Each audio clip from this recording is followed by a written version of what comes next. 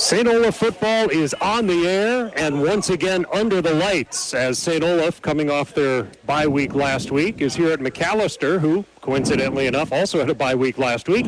Each of these teams has played 2 games. St. Olaf is 2-0. Macalester is 0-2. This is the opening of MIAC play for today. And for the MIAC, we start off with, like I said, a night game. All the other teams have already played today. We'll cover those scores as we move along. But for the Oles, joined once again by Mark Gelly. I'm Roy Koenig. I'm sure, you get a week off early on in the season, and these guys are ready to play some football tonight.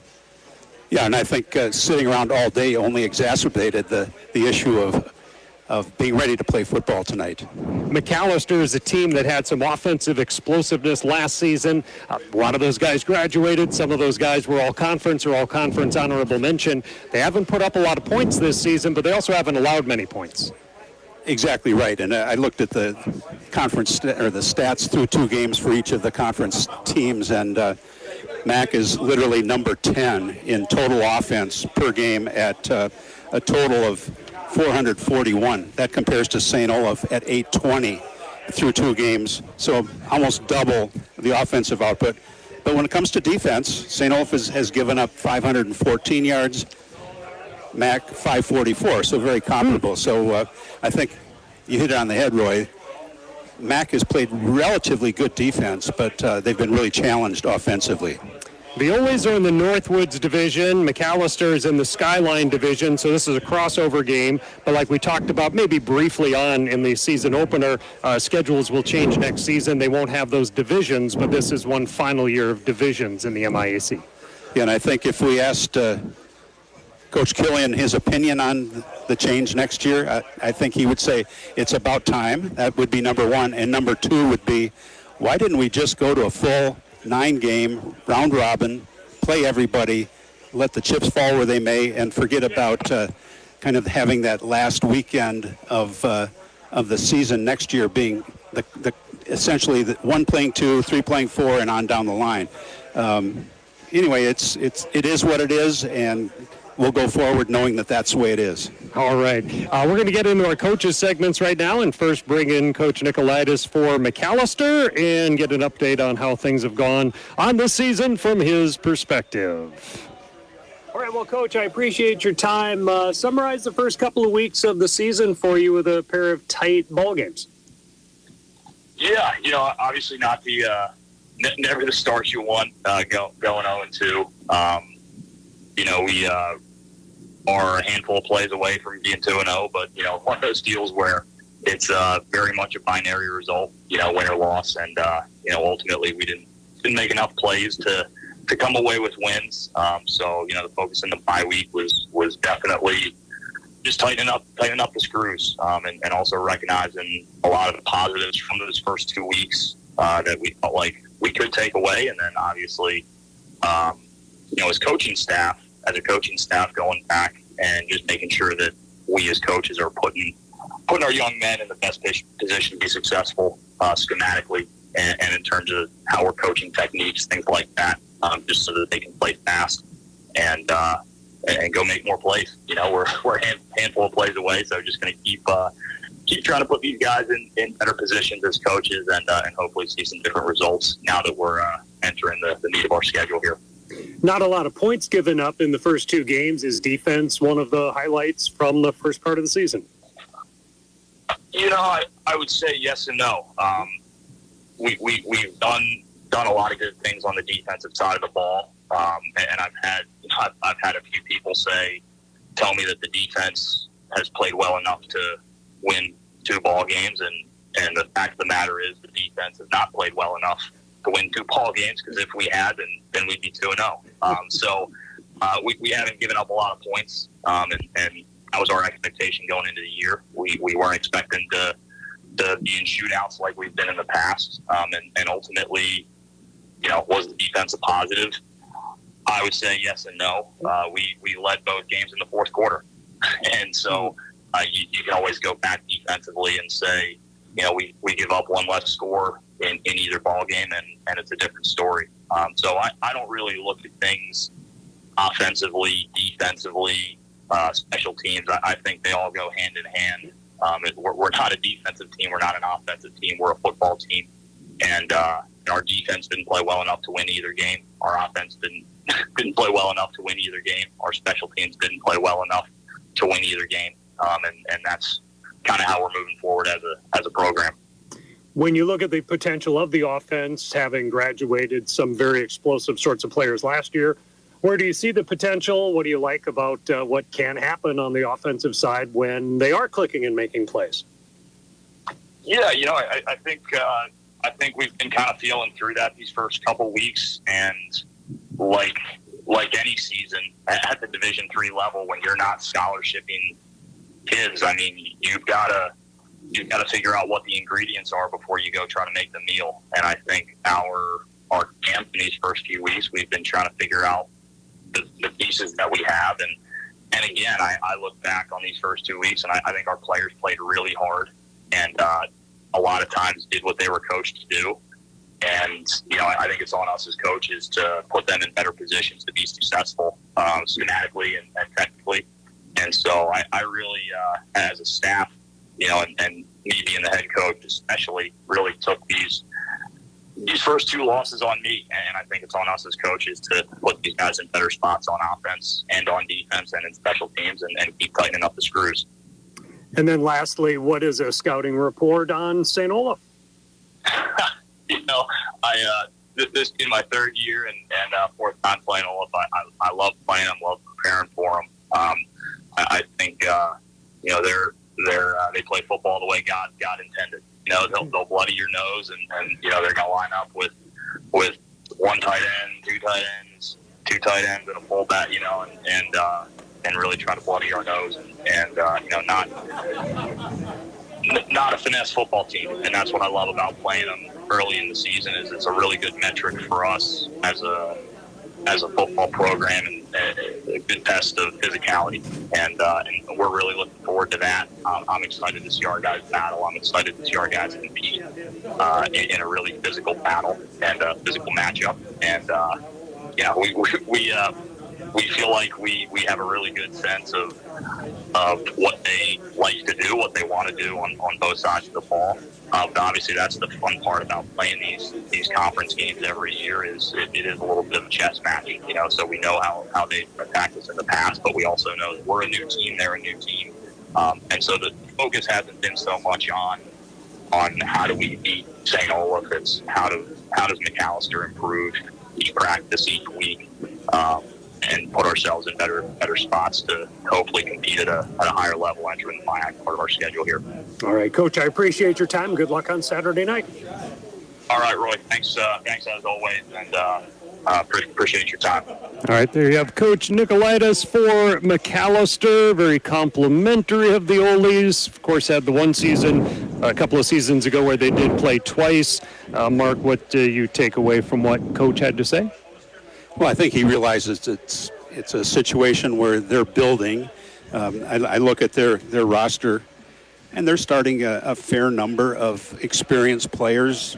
For instance, on offense, 5 seniors, 3 each of juniors and sophomores, and then on the defensive side, 6 seniors, primarily in the secondary, which is surprising to me that they've been able to control the run as well as they have, given the fact that most of the people on the front 3, front 4 are basically inexperienced players and underclassmen. So it'll be a challenge for the Olies to try to break through and run and maybe even throw the football, given the experience in the secondary for Macalester.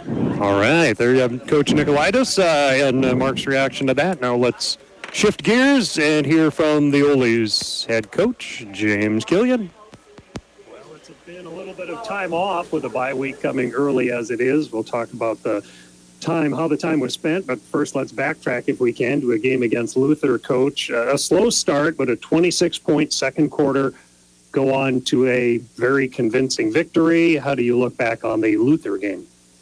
Well, we thought like you said, I think we offensively started slow. Obviously, our defense played great throughout the game. Just some mishaps early, and we were obviously able to make those adjustments and get rolling. So the great thing really about that game is we got everybody in. So I think our participation report would have been somewhere in the 90s because we got, like I said, we got everybody in the game that was dressed. So that was probably the biggest takeaway. And when those games happen, which they do from time to time, we really am pushing our starters that get all the reps to execute at a high level so that the guys that, typically run scout team and things like that, those guys get a chance to get in the game. So that's kind of a reward to them. Hey, they gave us a great look all week. We executed at a high level. We got in a situation where we could get everybody into the game. So all of our freshmen that were dressed got their first college experience on that Saturday. So I thought that's always really special. What do you like about the potential of the defense and what you've seen from the defense so far? Well, there's a lot of depth, definitely in the back end, and a lot of experience, and so that's been the real good strength. And we're having great play at the linebacker position right now, and our guys up front are coming along. So I think that's probably where we got to continue to improve is in the trenches on both sides of the ball. But our secondary and linebackers have done a great job throughout the season. What do you do during an extended time off like this? How do you schedule practices, or what did the guys do last Saturday, that kind of thing?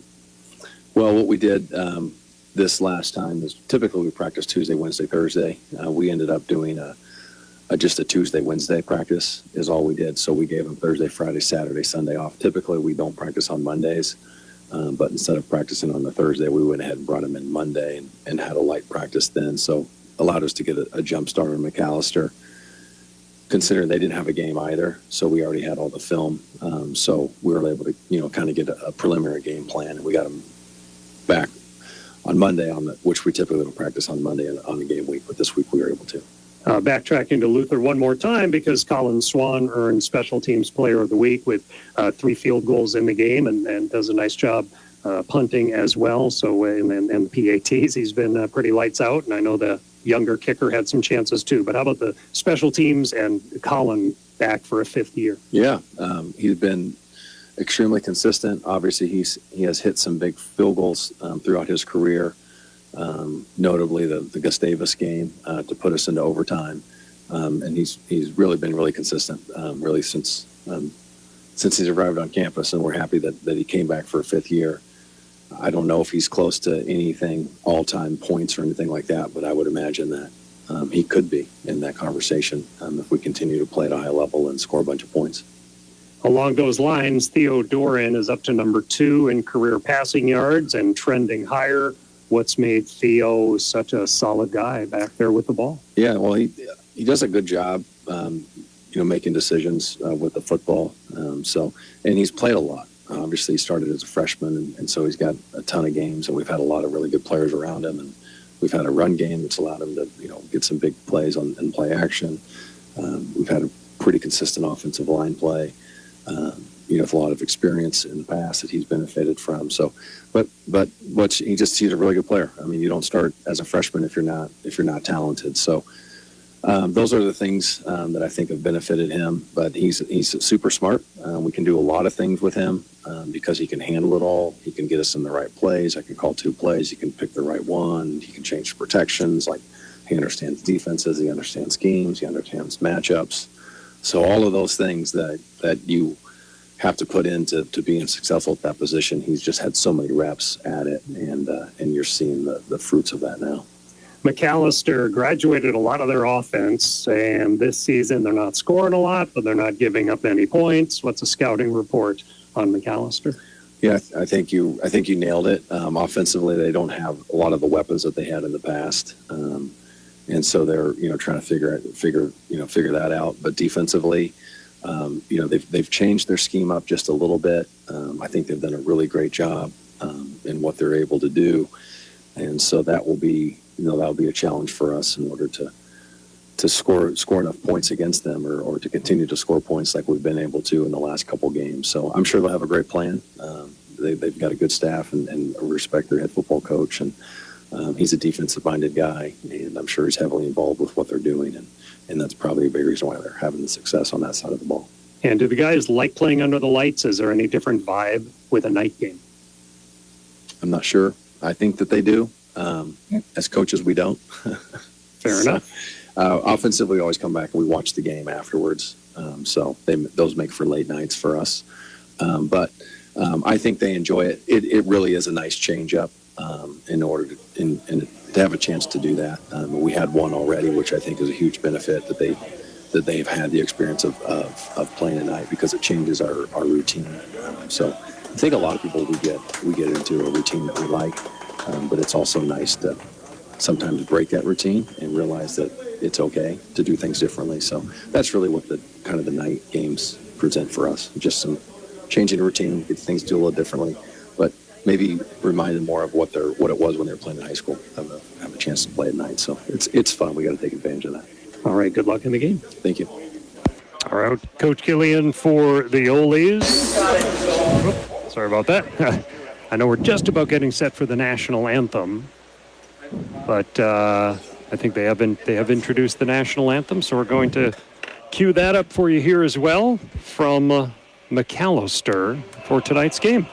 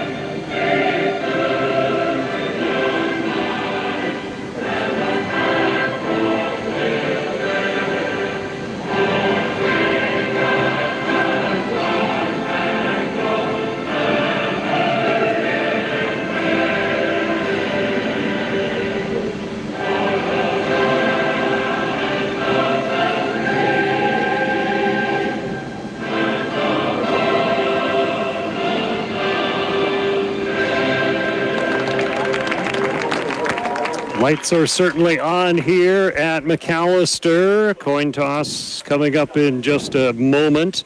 So Mark, Theo Duran is also up for a real neat scholarship, a semifinalist for the William V. Campbell Trophy, which is a premier scholarship, or I should say Premier Scholar Athlete Award. Outstanding football ability plus leadership and citizenship. Nice recognition for Theo to be up for such an honor. Well, and that's on the national basis to become a semifinalist. I don't know exactly how many semifinalists there are. Does it say in the article? Let's see. He was a list of 203 nominees, but I don't know if there's. I would guess it's down to like 24 or something. Okay. But, yeah, I don't know if it says that in here. But still, great honor for Theo. Theo, by the way, is about 112 yards away from tying the Oli's all-time passing yardage mark, set by Brian Sensky, an 04 grad, so he's 113 yards away from setting a new passing mark, and something that certainly could happen today here at Macalester. Coin toss is taking place at midfield. I don't know if we have a mic on him, certainly not the way we do back at Klein Field at Manitou as it is, and they have an honorary coin captain out there who's helping toss the coin, a former Macalester football player. Looked like Macalester won the toss because the official looked to the Mac side first. Mac defers. And will kick to the Oldies here to start this game. So as far as going back to what James Killian was talking about with regard to getting ready for this game, reflecting on what's happened, is there something that stands out about our conversation? Well, I think mainly that the Olies would be looking for a fast start. I think he was a little bit upset with the way the game against Luther started. I mean, 3-0 at the end of the first quarter is a long way from what he would consider satisfactory. I think ultimately the Olies caught fire and put some big plays together and were able to make the score kind of closer to what we might have expected going into the ball game. Yeah, Downs lost the ball on Downs on the first possession, had a 27-yard field goal on the second possession, a punt on the third possession, before getting into a string of 5 consecutive scoring drives before the end of the first half to build what was a pretty good lead by halftime against Luther. 29-0 went on to a final score of 53-7 in that game 2 weeks ago to improve to 2-0 on the season.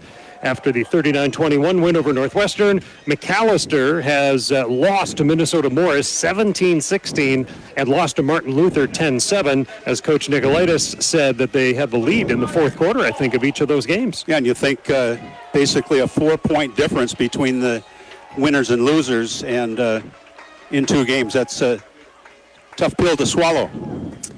The kickoff is returnable from the 3-yard line to the 15-20, a spin move, and to the 30-yard line for the Ole's. Halleck on the return. Halleck on the return, and St. Olaf gets set up right around the 30-yard line with quarterback Theodorin, offensive line Finn Buffington at center, Loudon Perlman a guard, Diego Baeta a guard, Holden Lutkins a guard, tackle, and Jonathan Hartwig a tackle. And then on the backside, Gus Gartsky should be in there as the running back. Siegel Howard III would be a fullback. He's not on in this position. You've got Hammonds as a receiver. Everybody comes in real tight, but they do have, I believe, 3 or 4 wide. The handoff is Gartsky off the left side of the line and 10, 11 yards out to the 41-yard line for an only first down on the first play of the game. And you look at the end of the play, back at about the line of scrimmage, you see Braden Mentz, almost a wrestling move without the hands. He's literally pinning his opponent to the turf. Great running lane for Gartsky on that play. McNerney goes wide to the left. Hansen is out there, as well as Menz as the tight ends. Heavy front here for Macalester. 5 or 6 guys on the line. Fake on the handoff. Then a pass. Deflected. Intercepted. Deflected and intercepted by Noah Bresson after the pass went in and out of the hands of an Ole receiver. And this will now belong to Macalester in St. Olaf territory around the 45-yard line. Yeah, I think that was McNerney, the intended receiver, and it looked like Theo kind of almost double-clutched on the throw, and instead of just throwing it hard, he kind of lofted. I think it just threw McNerney off in terms of expecting the ball a little quicker than it came, and may have taken his eye off the ball as he tried to turn upfield on a ball that was late reaching him.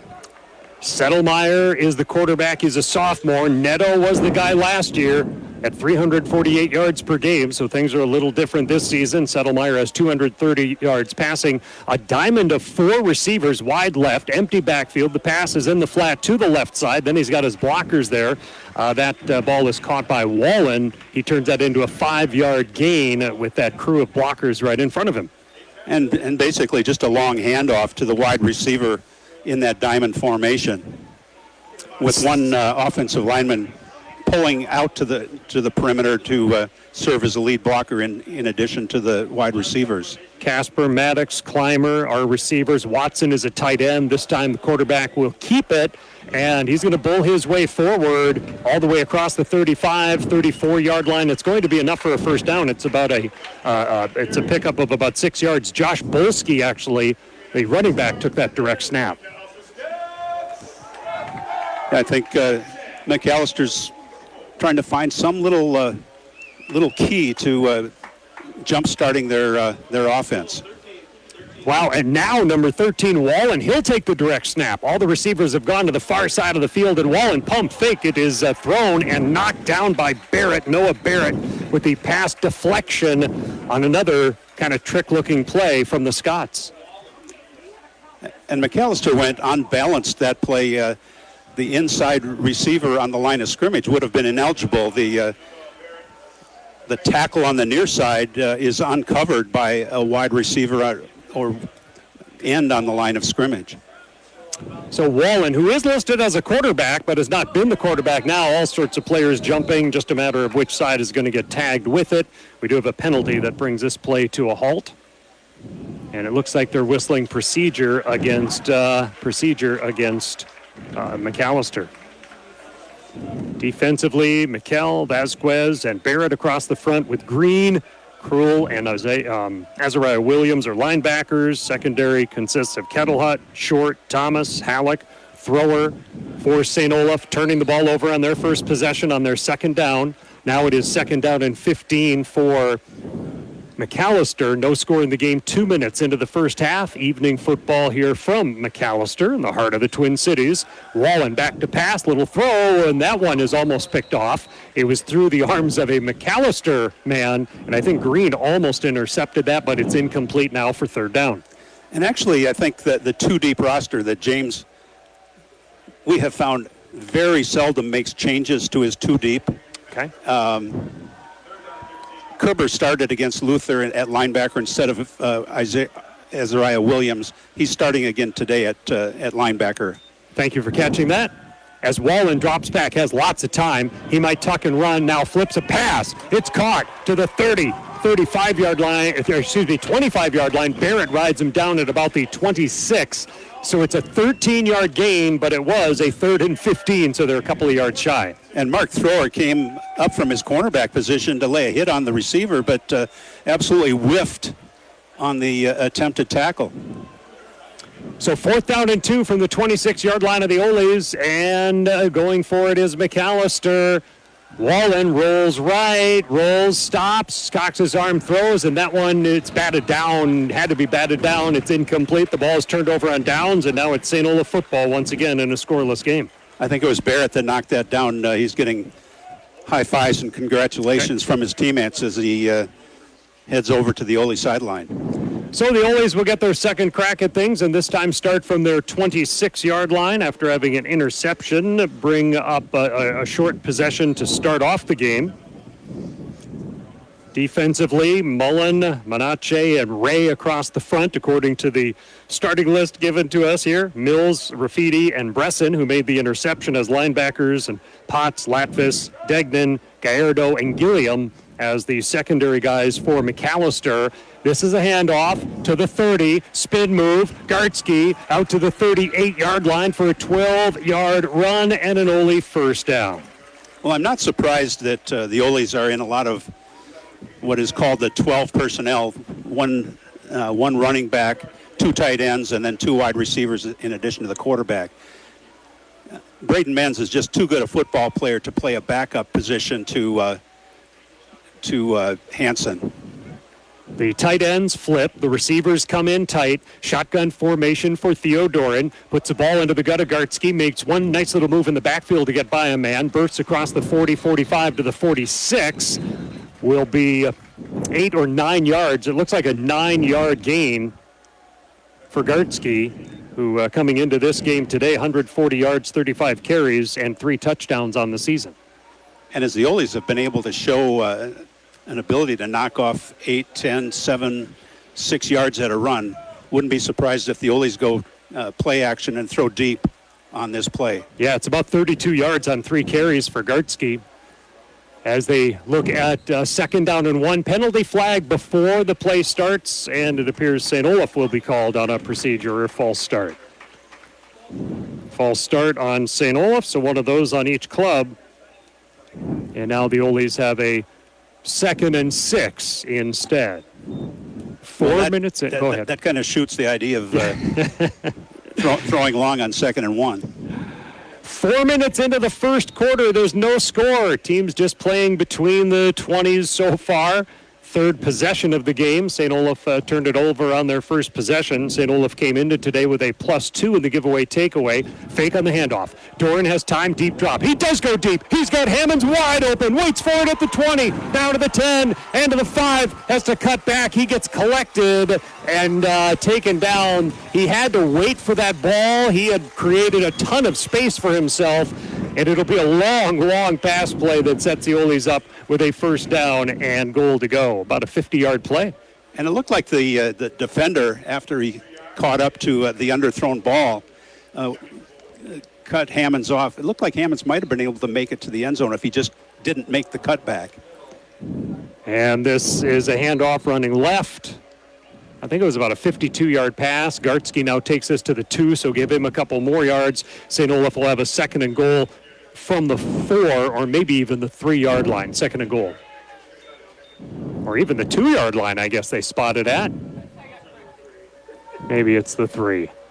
You have Siegel Howard the third in as a fullback. Doran will pitch to Gartsky, runs left, picks up blocks, does not even get touched as he races into the end zone. Touchdown for St. Olaf. And I think you hit the nail on the head, Roy. I don't think he was touched. Great blocking up front, kind of going left side on that one with Lutkins, Vieta, and then I think Menz was probably leading the charge from his tight end position. The swinging gate look to the to the conversion play. And now the Oles pull everyone in, matching it up as Macalester for a standard look here for an extra point try. 7 of 8 on the season for Colin Swan, the reigning MIAC Special Teams Player of the Week. Snap placement, kick is on its way, plenty of height and distance, and it is good. Holder Halleck, snapper Lutkins, and that all works, and St. Olaf grabs the 7-0 lead on their second possession of the game. A big pass, of course, making a huge difference in that possession. 9:48 to go in the first quarter. Ends up being a 5-play, 74-yard drive, and then we'll call it a 3-yard run for Gartsky. And then Swan on the PAT, and 52 to Hammonds. You know, Roy, you were talking about trying to figure out what yard line the Oles were on, whether it was the 2 or the 3. A little bit of explanation here. Not only are we in a press box that is about 30 rows, 35 rows of bleachers in front of us, but also there's a 9-lane track between us, between the stands and the football, the edge of the football field, and then probably another 10 or 12 yards of sideline before you actually, this is set up for as a soccer field primarily. And they had soccer before the football game tonight. So in your defense, we are a long way away from the 2-yard line. I've got the binoculars, and even those don't always cover everything I need to take care of. So here is the kickoff. That's by Ethan Hess. Return man from the 5-yard line out to the 20, cuts to the far sideline. He'll be cut down shy of the 30-yard line on the return, but Macalester will go to work from there from about the 27-yard line. 9:41 to go, first quarter. And 7-0, St. Olaf with the lead on the touchdown run by Gartsky, his 4th of the season. And Doran gets a little closer to that career passing yardage record with that 50-plus yard reception by Evan Hammonds. Hammonds has certainly been a favorite target. 8 catches, 90 yards coming into tonight. Derek Hansen actually leads the team in receptions. Handoff Bulski, collected in the backfield and tackled for a loss. Well, with Macalester showing thus far this year that they have a suspect passing game, which is way different than a year ago, the Oles are able to really play the run really hard, and as a result, a 2 or 3 yard loss on the first down play. Vasquez and Mikel were players that appeared to be right there for it. 2nd down and 13. Wallen hands the ball off to Bulski. Bulski might have picked up a little bit that they lost on the previous play, but Elijah Krull is there to make a tackle on a short gain of a yard, I suppose. And 3rd and long. So a 3rd and 12 coming up now for Macalester. Clock moving, 8:45 to go first quarter, 7-0. St. Olaf with the lead. Roy and Mark here from Macalester. As St. Olaf will be back home next week with Hamlin after having the week off last week. The Oles giving a double-A look. See if they drop or whether they come on the rush. 3rd and long. Wallen rolls right, some pressures there. I think that was Sauerwein providing the pressure. Good to see number 16 back out there. Thrown away to the far sideline, incomplete. It's 4th down. Well, that whole Ole linebacker group, and I include kind of those defensive ends that are really outside linebackers, really strong part of the Ole defense. Coach Killian mentioned that. He also mentioned that secondary group that features 5 different fifth-year players that are extremely experienced for a Division III football team. Crosby is the punter. Halleck, the return man, stands at his own 38. The kick is away kind of low, and it takes a funny hop, and it'll just roll. Halleck apparently never did touch it because it took a funny hop awfully close to where he was, and the Ole's will have it spotted at their own 40-yard line.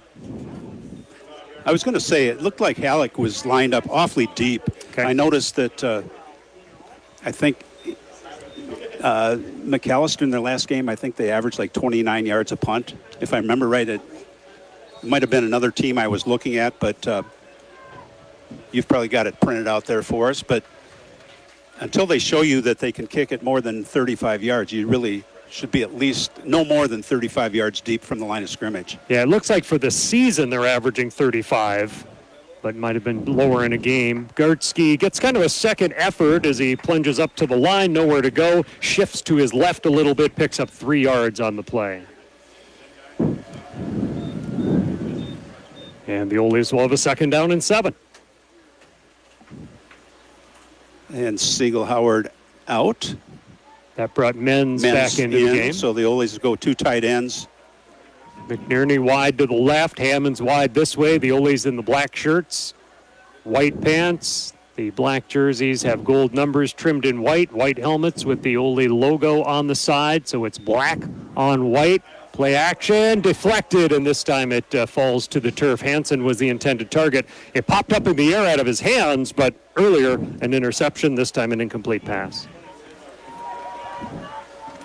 And it's really hard to say if Theo can get rid of that ball a little more quickly and on target, but really tough for Hansen to make that play. And Menz checks out on this play. This is a 3rd down and 7. Clock stops, 7:28 to go first quarter on the incomplete pass. And the Ole's need to go. It's down 10 seconds on the play clock. Just now breaking the huddle down to 4 seconds on the play clock. 3, 2, 1. And they are going to have to call a timeout. Coach Killian was aware of the... Sure. That seemed like an awfully short 40 seconds, but I didn't see when it was started. It just seemed like the Ole's were in kind of a normal routine and just unable to get the play off before having to take the timeout. So St. Olaf will take a timeout. Allina Health is a proud partner of St. Olaf College, providing sports medicine services to Ole student athletes. Their sports medicine specialists help ensure Ole's are in peak condition, ready to play at their highest potential. Let them partner with you to unlock your limitless potential. Visit allinahealth.org to find a clinic near you. St. Olaf leads 7-0. Did you want to touch on the scores? Yeah, scores this afternoon in the MIC. Again, these are crossover games. Concordia beats Scholastica 35-0. Carleton beat Hamlin 24-14. St. John's 45, Bethel 20, and Gustavus beat Augsburg 28-0. Augsburg quite a bit different. I think they're searching out, trying to find a quarterback, much like Macalester here tonight. After losing Sheehan from last several years, just not quite the offensive spark from the quarterback position. 3rd down and 7 for the Ole's. Receivers both directions, but they're tight to the line. Back to pass is Dorn. Throws it to the right side. It's caught. Circling back, McNerney. It looks like a knee went down, but he continues over to the 45. I guess his knee did not go down, and he definitely picked up the 1st down all the way to the 43. So 43-43 is a 14-yard gain for McNerney for a big 1st down. 1st and 10, no huddle. St. Olaf to the line. Shotgun snap for Doran. Stands tall in the pocket. Heaves the ball for McNerney. Right sideline. Leaps for it. Had his hands on it, and he caught it. He caught it in between his hands as he went crashing down to the turf around the 10-yard line for a 34-yard pickup for McNerney on a Superman catch. Well, you think about a guy that let a ball bounce off his hands and result Theodoran interception. That one made up for it. Yeah, that was a great play. The Ole's have a goal to go. Doran looks. Doran runs to the 5. Theo Doran takes it in himself. The ball was on the 11. It was not a goal to go. It was on the 11-yard line, and an 11-yard touchdown run for Doran, and St. Olaf is now up 13-0 with 6:25 to go in the first quarter.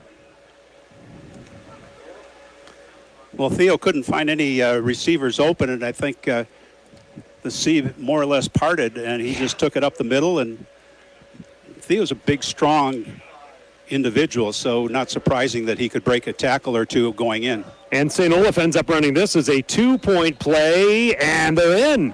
That was Halleck, who's normally the holder and free safety, able to, and punt returner for that matter. Yeah. So he's used to not only handling the ball, but running with the football, and able to break a tackle at about the 1 and put it in the end zone.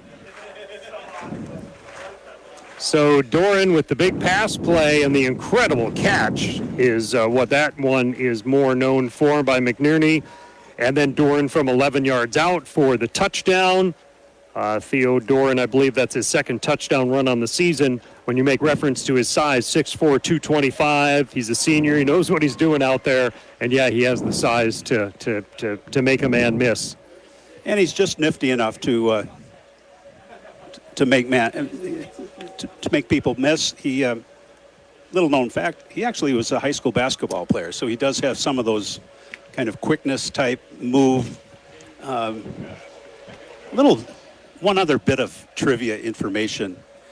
Peter Forseth, do you know that name? I feel like I should know that name. He's the goalie of the Ole soccer team. Oh, all right. So I've seen the name certainly in stories. I think he was an All-American last year. Okay.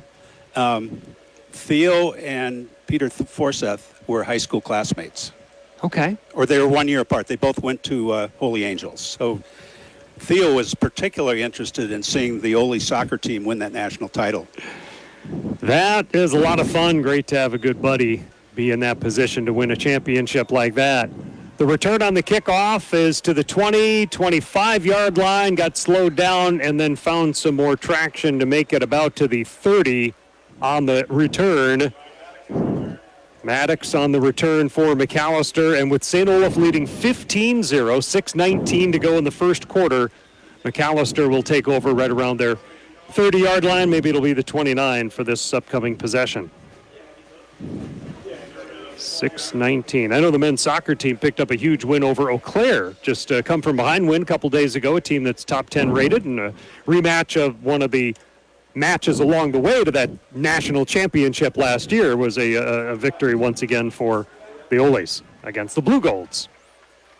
Motion, fake on the handoff, and running with it is, I think that's Bolski, who took the direct snap. He gets out to the 41. That's a 12-yard gain for a first down. Well, I think when the Oles see Bolski in that wildcat position, they can expect a run. Until he proves differently, just assume that he's not going to throw the football. Settlemeyer was listed as the starting quarterback. I don't know if he's taken a snap, maybe just the first snap of the game, number 16, but otherwise it's been other guys taking the snap. Bolski is ready to take it right now, and Macalester is going to whistle for a timeout. 5:46 to go in the first quarter, 15-0, St. Olaf with the lead. Our partners at BSN Sports, the industry leader in sports equipment and team apparel, proudly support over 1,000 collegiate partners across the U.S. with the primary goal to support those who impact the lives of athletes on a daily basis. BSN Sports would like to thank all coaches on the court, on the field, in the crowd. While BSN Sports is the best at equipping athletes, coaches are the best at equipping lives, and that's where the real final score comes. Learn more at bsnsports.com.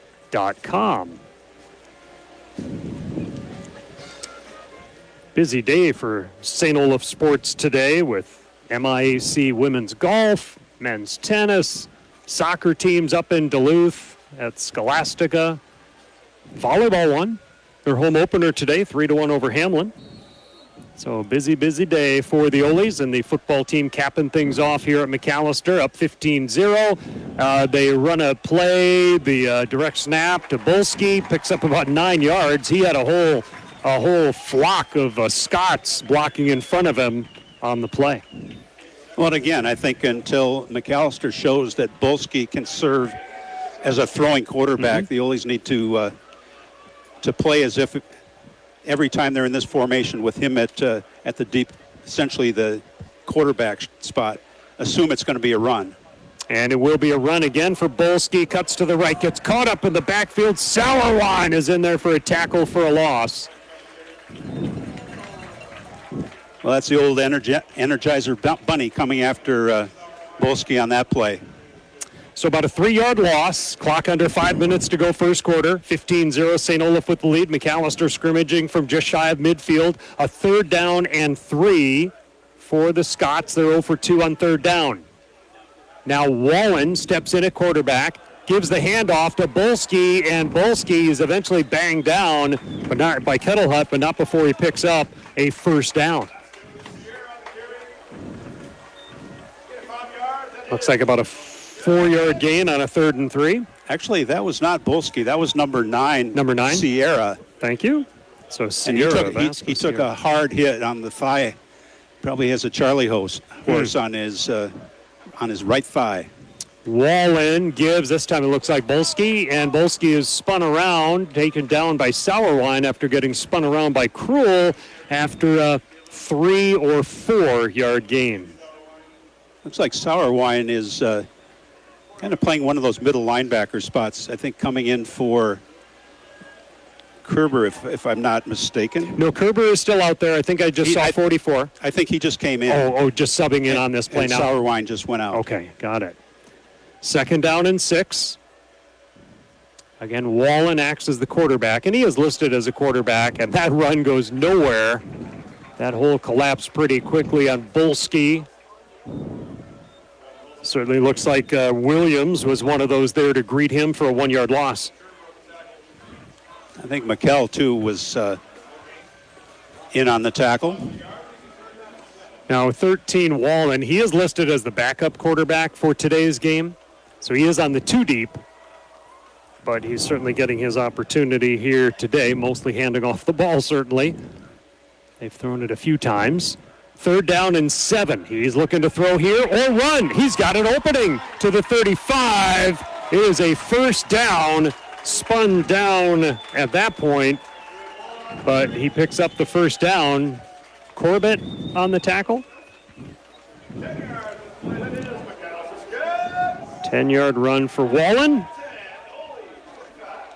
And the Ole secondary all went deep, anticipating a deep throw, and looked like the defensive line all shifted to the Ole left side. Wallen able to take it to the Ole right side. Wallen fakes the handoff, runs it himself. And among those that drag him down is Finn Qualls, the sophomore, after a short gain. 3 yards. Scrimmage at the 32-yard line, 2nd down and 7 for Macalester. 15-0 Ole's with 2:05 to play in the first quarter. Under the lights here at Macalester, pretty sunset in the distance. And Wallen looks, heaves it out to the left side, incomplete, intended for Casper. Kettlehut in the vicinity for the Oles, as well as Avila Tobelin.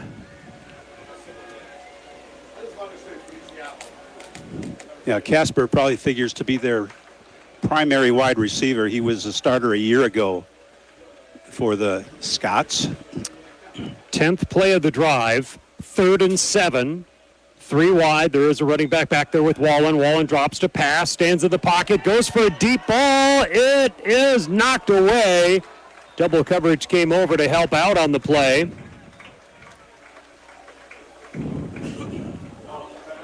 So I know Kettlehut was there, and I think that Elijah Short was there as well, and the intended receiver was Clymer in the end zone.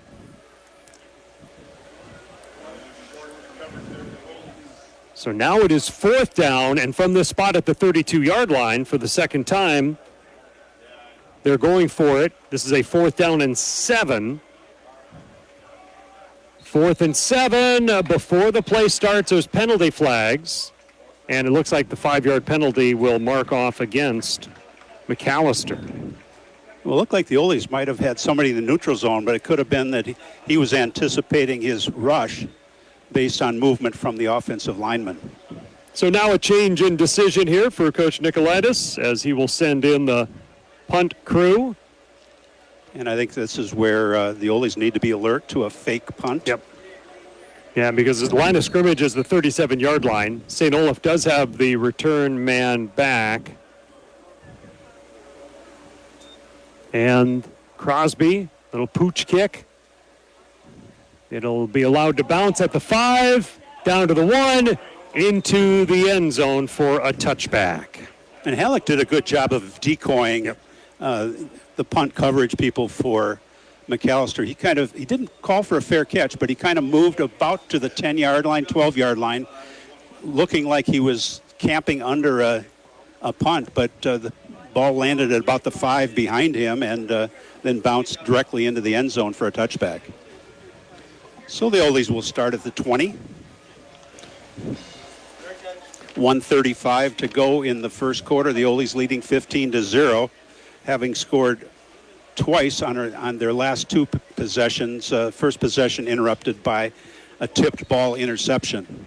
Gartsky a 3-yard run, Doran an 11-yard run. 4 wide stacked on each sideline. The handoff is up the middle, and it looks like no gain or 1-yard gain.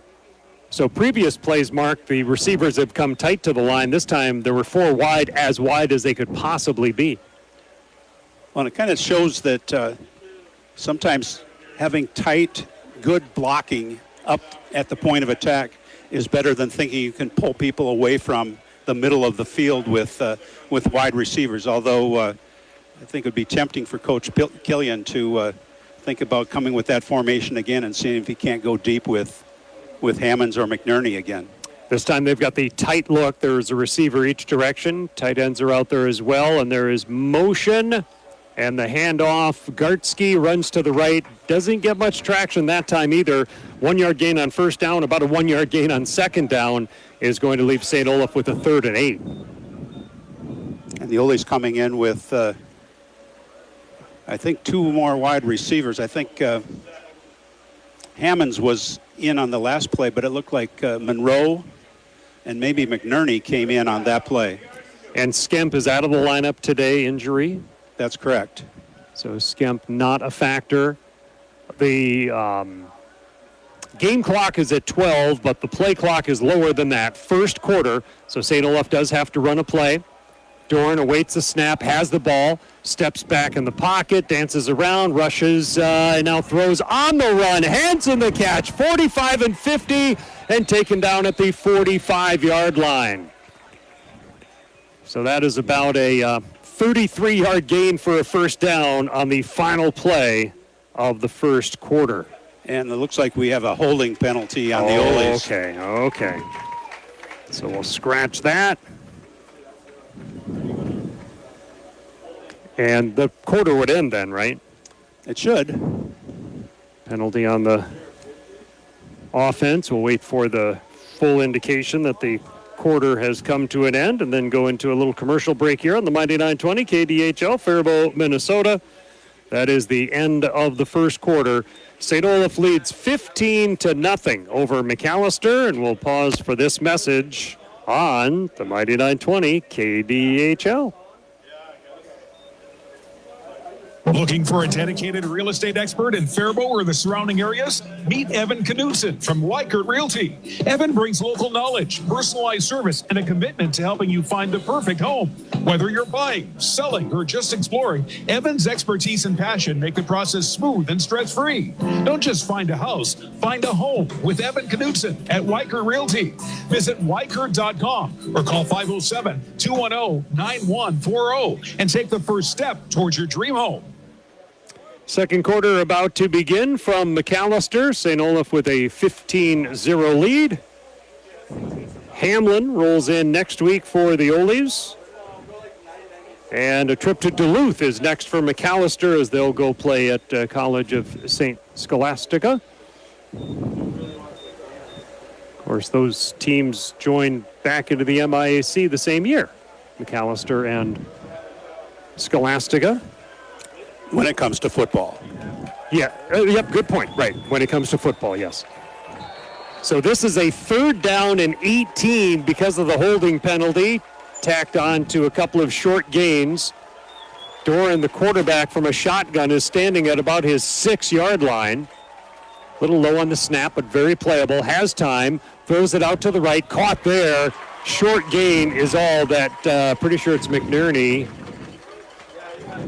Yeah, he got it out to the 15-yard line. It's only about a 3-yard gain on that 3rd and long.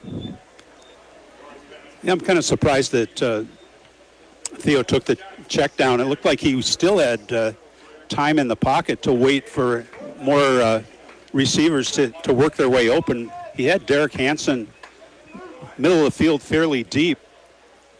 I think anytime you're sitting in the pocket with time, you want to really hold on to that football until you absolutely need to get rid of it. Punter for the Oles, Swan gets the kick away. Bounces at the 50, fielded at the 43-yard line. The return to the 50 and to the only 42-yard line. The return man, if that's 28 Lieberman, he's turned in some good numbers on the season at 20 yards per return on punts, which is among the best in the country. In this case, he got about 15 yards on the return to the Ole 42, which will be the best starting position so far for Macalester in a game the Oles lead 15-0. And it almost seemed like the Oles might, in the case of Swan, may have outkicked his coverage in the air. That was, or by the time he picked the ball up, it was nearly a 50-yard punt. He's been averaging 33 yards per punt. Wallen brings a man in motion. Shotgun snap to the quarterback. Pass to the right. It's caught by Clymer. Clymer crosses the 35 to the 34. Krul tackles him after a pickup of about 8.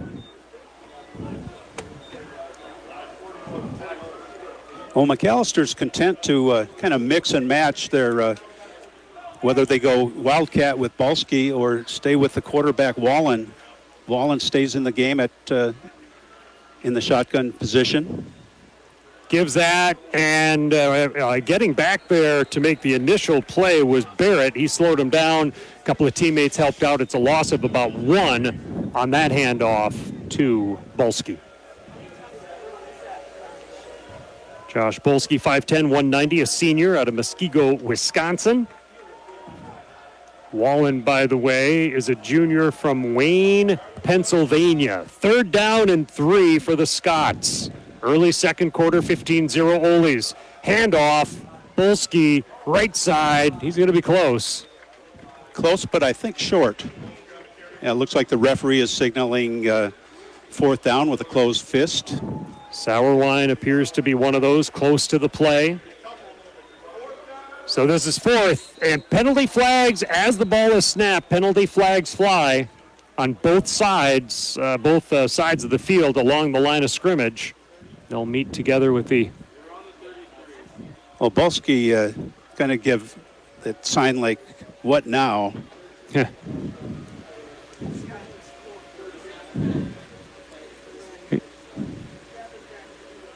So a snap infraction is what they've called it against Macalester. You got good ears to hear that, because maybe you're lip reading from this distance. There's a combination of the two, to be quite honest. Yes, I've got the binoculars. Shout out to who is this? Simmons Binoculars. They've been serving me pretty well. So it's the second time that Macalester was going to go for it on a 4th and short that an offensive penalty led them to decide to punt the ball. And this will be their 3rd punt of the game. Good snap to Crosby. Kick is away. Halleck catches it. Nope, he's going to let that go. And oh boy, where did it go out of bounds? It went out of bounds at the 1-yard line. So it's a 37-yard punt, but that will work from Macalister's standpoint for where the Oles have to start this drive. And that time, Halleck's effort to deceive the coverage people didn't work, primarily because the ball was perfectly kicked, bounced to the side and out of bounds at Halleck might have had a chance to make a fair catch at about the 6 or 7. Rule of thumb, if you're standing at the 7 and the ball goes over your head, let it go. Doran is under center with Howard and Gartsky behind him in an eye. Motion man comes across. I think that's Hammonds. Handoff Gartsky running out of the end zone and tunneling forward to maybe the 4 for a 3-yard pickup on first down. Well, the gaping holes that the Oles enjoyed the first couple possessions just aren't there right now for Gartsky. I think Macalester's made some adjustments, taking away that inside running game that the Oles found successful in the first possession and the second possession. Howard comes off the field, handoff Gartsky, darts one way then the other, forced back inside by Bresson. The tackle is at the 9. It's a 5-yard gain and leaves the Oles with a 3rd and short. 3rd and a couple. 11:35 to go. Second quarter, 15-0. St. Olaf with the lead here at Macalester. MIAC opener, a crossover game as it is tonight. Doran again is under Buffington at center. Gives the handoff. Gartsky bursts forward. First down and a little bit more to the 17-yard line. So it's an 8-yard gain. Well, I'm sure Coach Killian would feel very pleased with getting out from under the shadow of their own end zone and doing it on 3 successive runs and getting about 15, 16 yards on the 3 plays. Tight end switch sides. You got double tight. Men's on the left, Hansen on the right. Shotgun, little fake on a shovel pass. Doran steps up in the pocket, heaves it deep, and that is overthrown. Double coverage on Hammonds, and that one, unless he somehow got slowed down toward the end of that run, it was just overthrown. And again, it does loosen up the secondary, knowing that they have to defend a receiver like Hammonds. I'm looking for the Oles to maybe try to find Derek Hansen on kind of that outside curl pattern, if you will.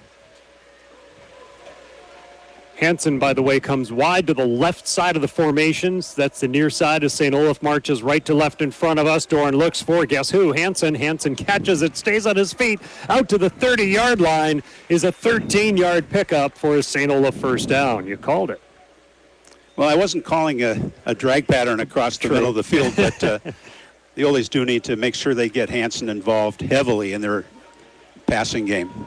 So first down 10 from the 30-yard line.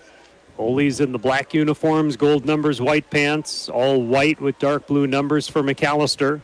One of the defenders is coming over on the Macalester side, practically shrugging his shoulders. Doran on a little bit of a draw play. Oh, it's actually a fake on the handoff, and then the pass down the field is caught. About a 10-yard gain by McNerney. Give him at least 10 for an Ole first down. And Theo reared back and set his feet and really stepped into that throw. Just a bullet to McNerney, right between the 1 and the 5. One of these last passes, I do believe, has put Theo Doran as the number 1 passer in yardage in St. Olaf history, as this running play picks up 2 or 3 yards off the left side, or more or less up the gut. And a little bit about Brian Sensky. Brian not only was a great quarterback for the Oles, but a good friend of mine. He actually was my assistant in the investment office at St. Olaf for 3 or 4 years, and while he served as an assistant coach on Coach Oshevsky's staff that was very successful from a one-loss perspective. So a very good individual there, and Theo Doran, a very good individual as well, breaking a record, and now looking for a lot more with Hammonds, and it's overthrown all the way down at the 15-yard line of Macalester. This one was only overthrown by a smidge, and now it's 3rd down and 7. Well, that time Hammonds was able to run free without any interference or any contact, if you will, or having to go around any defenders. So 3rd down. This drive started at their 1-yard line. The Oles are now at their own 43-yard line. 9 minutes to go, second quarter. 15-0. St. Olaf with the lead. And this is where you think, is Coach Killian thinking, I'm going to run a play thinking I'm going to go for it on 4th down if we get it 4th and 2 or less. Now we're going to have to take a timeout again. The Ole's just not very organized when it comes to getting plays in and out to the quarterback to make the call. Eli Shuka was out there on that play as well, a wide receiver, comes out of Janesville, Wisconsin, and Shuka was out on that play, realizing that Skemp is not in the lineup today. Yeah, he's had a little bit of playing time, as well as Job Monroe. Been in the program a long time. He's a senior, 6'3", 180, played at De La Salle, but hails from Edina. Shuka does? No, Job Monroe. Monroe, okay. Shuka, a couple of catches on the season. Sensky, by the way, Brian Sensky, 2000 to 2003. Sound about right? Absolutely. Okay. 6,780 passing yards during his Ole career.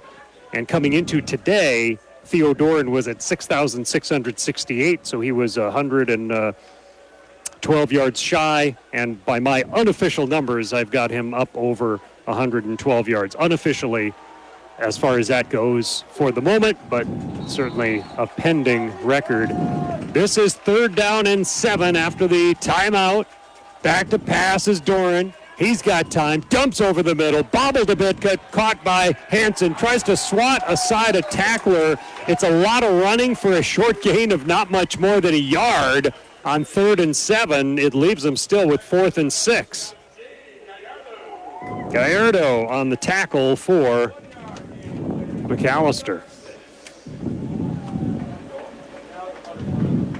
And the Oles are hustling in the punting unit. And it did look like the offense was thinking they might be staying out, but I think 4th and 6, it's advisable to just punt the ball away, make Macalester march a much longer field. Snap, left-footed kick is away, end over end, fielded from a knee at the 22-yard line. So with 8:10 to go in the second quarter, it is Macalester taking over, St. Olaf with a 15-0 lead. Golf is coming up as our halftime feature conversation with Coach Stevens and Caden Triebenbach. They started up the MIAC Championship Tournament today up in the St. Cloud area. So we talk golf coming up as our halftime feature here on the Mighty 920 KDHL. First down 10 from the 22-yard line for Macalester.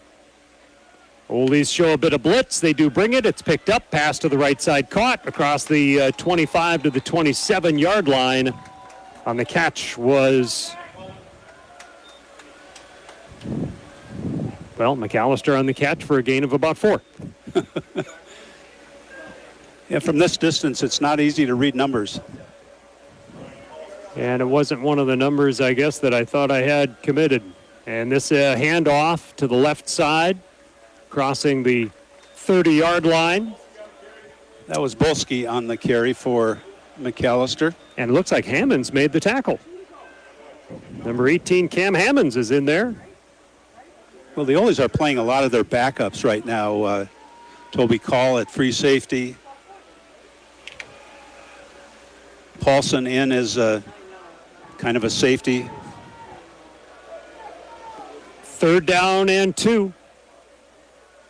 Shotgun snap to the junior Wallen, and only flinched but didn't cross the line. Bolsky bursts to the right, cuts back, gets banged down, but it looked by Williams, but he picked up the yardage he needed for a first down. Out to the 34-yard line, a pickup of about 3 on a 3rd and a couple.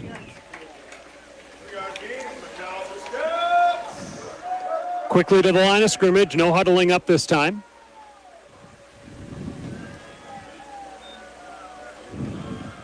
On this running play into the pile, to the line of scrimmage is all. Sauerwein, Green, among those to stop Bolsky, maybe a 1-yard gain. Well, they always are playing a lot of people, just like they've done first 2 games, a lot of people on defense. So don't know if it's a case where they just want to get people exposed to games for depth purposes, or knowing that it's a little bit warmer tonight than a lot of games. Pass to the left, caught, and he was nicked enough. Maddox that he went down with a minimal gain. Ole flew by him and got just a piece of him. I think that was McKell that Okay. from a defensive tackle position on almost a bubble screen type look. Butts is out there as a defensive lineman. Barrett is out there now as well. And I know I've seen Qualls out there. So, yeah, just that whole idea of rotating that defensive group quite a bit. This is a 3rd down and long, 3rd down and 8 play for Macalester. A draw play, that's not going to work. And might be Barrett that got a piece of him and kind of grabbed his foot and It was him Barrett. down. Yeah. It was definitely Barrett. Okay. So that's a loss of about 2 on that play on that delayed handoff, and it will force Macalester into a punting situation for the 4th consecutive time. 15-0 St. Olaf. Clock running, 5:05 to go second quarter here from Macalester. Halleck stands at his 30-yard line. Punter Crosby averages 35 and a half and just gets this one away. It's a boomer. Halleck around the 27, far sideline, and tightropes the sideline out across the 30 or 35, and looks like about the 35-yard line will be the spot for St. Olaf. 4:41 to go, second quarter. 15-0, St. Olaf with the lead. Couple of punts on their last 2 possessions after back-to-back touchdown drives. And the last possession really affected by a holding call. The Oles had picked up the first down on the play, but play was called back because of offensive holding, putting the Oles deep behind the sticks. Right. First down.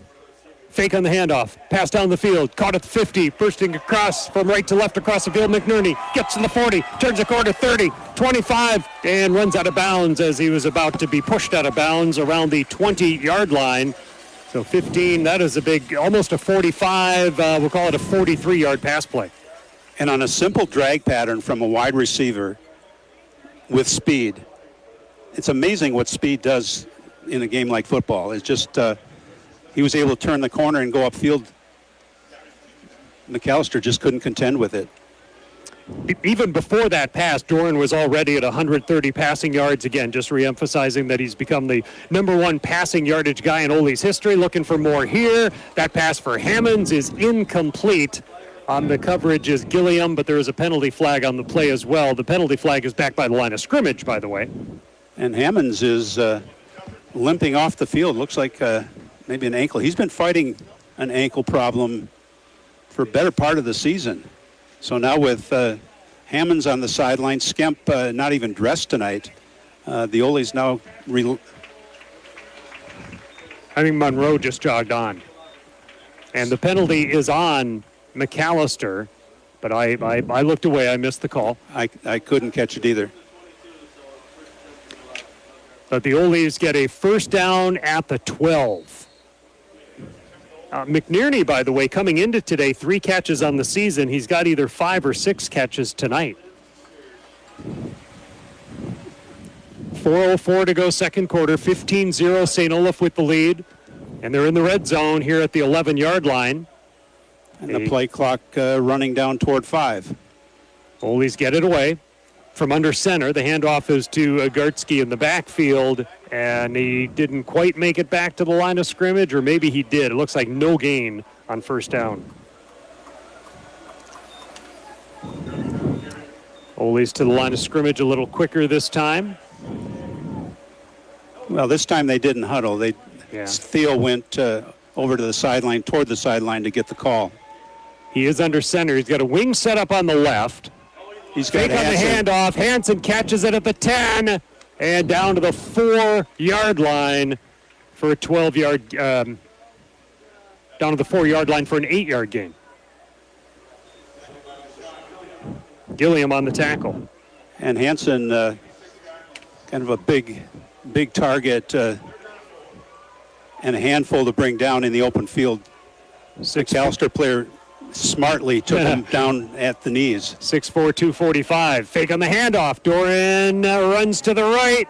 sets up, throws it where no one can catch it, kind of at the feet of his closest receiver, which might have been Siegel Howard, but it's an incomplete pass. And now it's 4th down. That was 3rd down. Field goal unit comes on. Swan with Halleck as the holder. The spot is the 12-yard line.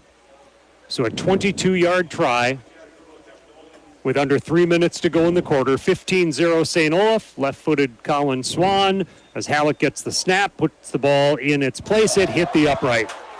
It hit the upright. That's not returnable, of course. No, it's dead. It's dead. All right, so a missed field goal. Missed field goal of 22 yards. And the ball will now belong to Macalester with 2:50 remaining in the second quarter. And they'll get it at their 20-yard line. So a turnover early for the Ole's, a big penalty on a drive that short-circuited a drive, and a missed field goal. Some missed opportunities certainly for St. Olaf in a game they still lead 15-0 here over Macalester. And I think Coach Killian might be most upset that the Ole's haven't been able to dominate in the running game the way they did in the first 2 possessions or so with gaping holes. Mm-hmm. It'll be interesting to see if maybe Siegel Howard comes in and spells Gartsky at the running back position if the Ole's get the ball back here in the first half. Wallen hands that off to Bolsky. Yard or 2. Butts among those up off the bottom of the pile. Logan Butts, sophomore. And I guess he got 2 yards on it. Clock at 2:28 and moving. Second quarter, 15-0 St. Olaf. 5 wide receivers, 2 to the far side, 3 to the near side. Macalester going left to right, empty backfield with Wallen. Where's lucky number 13? Drops to throw, passes to the left. It's bobbled, and I think it was bobbled and then hauled in. Is that Bolsky that caught her, or is that number 9? That's number 9. Or was it Bolsky? Yeah, it was Bolsky, I believe. I'm calling that a 9. Okay. I think it was Sierra that time. And a gain of about 5 that will leave them with a 3rd down. And it should 3. be the 2-minute timeout. It is 2-minute timeout. Down to 1:59. Yeah, so a little timeout here. Allina Health is a proud partner of St. Olaf College, providing sports medicine services to Ole student athletes. Their sports medicine specialists help ensure Ole's are in peak condition, ready to play at their highest potential. Let them partner with you to unlock your limitless potential. Visit allinahealth.org to find a clinic near you. Interesting play call situation for Macalester here, the 3rd and call it 3.5 or 4 with just right at the 2-minute timeout. If they throw the ball incomplete, more than likely would have to punt the ball away to the Ole's. The Ole's then would have relatively good field position with about just under 2 minutes, a timeout with a fairly prolific passing game. So pretty critical for Macalester to pick up this first down, even if it doesn't result in a score in this first half. But let's see if the Ole's can't hold Mac to an incomplete pass.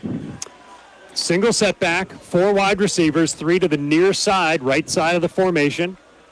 Wallen gets a snap, looks to his left, throws it out there, it's caught, and he slips 1 tackle, and then crosses the 30-yard line before he's finished off. And a first down. Ole's missed a tackle that would have ended that drive. I think that was Toby Call coming from his safe position. Made a good read on the play, but just kind of whiffed on the tackle. Coming over to finish it off then was Qualls from his defensive line position. So for new set of downs for Macalester, empty backfield for Wallen, looks left, throws left, it's tipped and incomplete. Short in coverage, and Casper, the intended receiver, and when that popped up in the air, one Ole was close to it. Well, it was Kettlehead, and I think Kettlehead kind of spun his wheels and fell to the ground, trying to plant hard, and because he slipped and fell, kind of negated his ability to even get close to making that interception on the tip ball. 2nd down and 10. Williams shows blitz. Backs off. Wallen throws, caught, and then slips a tackle before, well, the scrum keeps moving. Finally, progress stops at about the 37-yard line for a 7-yard pickup on a catch by Clymer. But now again, 3rd and about 3. Coming up on 1:05 left in the half. The Oldies leading 15-0. Thomas was the point man on that last tackle, but it took a lot of his teammates to help bring him down, Deontay Thomas. So this is that 3rd down and 3, like you said. Low snap, picked up, thrown, caught, and then tackled going out of bounds. That's Maddox on the reception. Good for a 1st down across the 35. Tackled by Toby Call. Well, nice throw, nice catch from Macalester, showing the ability to move the ball through the air. 53 seconds, 1st down, 10, 46-yard line, their own side of midfield. Marching left to right from our vantage point here at Macalester. Big bleachers all on the near side. As back to pass, throwing a dart. Man is open, but the throw is low. It was kind of at the feet of the intended receiver, Maddox, incomplete.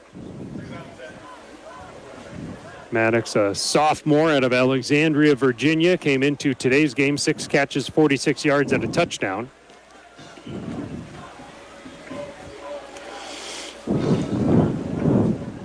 Wallen had been 0 for 3 through the first 2 games, where Settlemeyer had been the quarterback for Macalester, but Wallen has pretty much been the guy today, minus a couple of direct snaps to running back Bolski.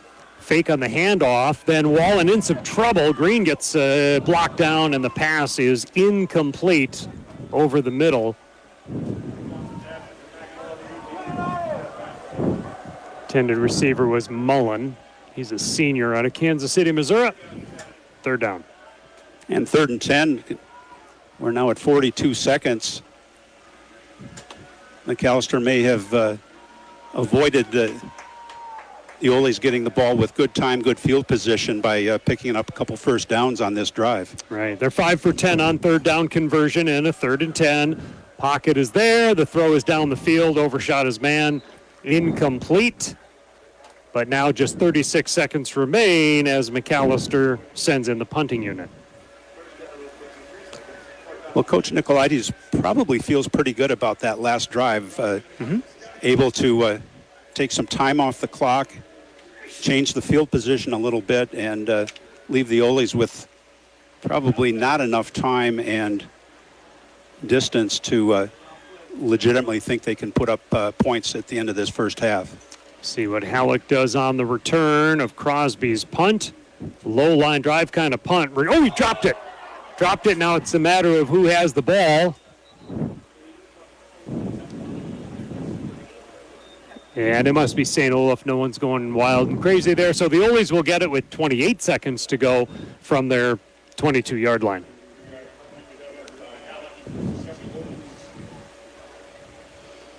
Mighty 920, KDHL, Faribault, Minnesota. Roy and Mark from Macalester. Oldies lead 15-0. Oldies lead the Scots 15-0 with the points all coming fairly early in the game. 2nd and 3rd drive of the game for the Oldies. St. Olaf acts as if they're going to run some regular plays, even with 28 seconds. Certainly not downing it. Pass over the middle, caught by McNerney. Slips 1 tackle and then is caught up from behind at about the 26-yard line. So it's a lot for 4 yards. Clock down to 21, and they'll take a timeout. And that's the last timeout. The Oldies using up 2 timeouts to avoid a delay game penalty on offense. So Coach Killian won't be happy about that either. Remember BSN Sports thanking coaches for what they do. While BSN Sports is best at equipping athletes, coaches are the best at equipping lives, and that's the real final score. Learn more at bsnsports.com. Industry leader in sports equipment and team apparel, proudly supporting over 1,000 collegiate programs across the U.S. St. Olaf received the opening kick of this game, so Macalester would get the kickoff to start the second half. 21 seconds to go until halftime. And coming off the timeout, Macalester not only graduated Netto with his 348 yards per game, but Michael Poker was an honorable mention receiver. Pample was an honorable mention running back, so they had a lot of things going on offense last season that they're trying to find new pieces to the puzzle for this season. 0-2 start for Mac, who goes to Duluth to play College of St. Scholastica next week. Olies are home with Hamlin next week. This will be a 2nd down and 7 after a 3-yard pickup on the pass play to McNerney. And Doran finds some time, stumbles, but rolls to his left. Penalty flag down as he goes out of bounds around the 23-yard line. So as it is, it's a rush for maybe a loss of a yard, but there is a penalty flag with 12 seconds to go as well.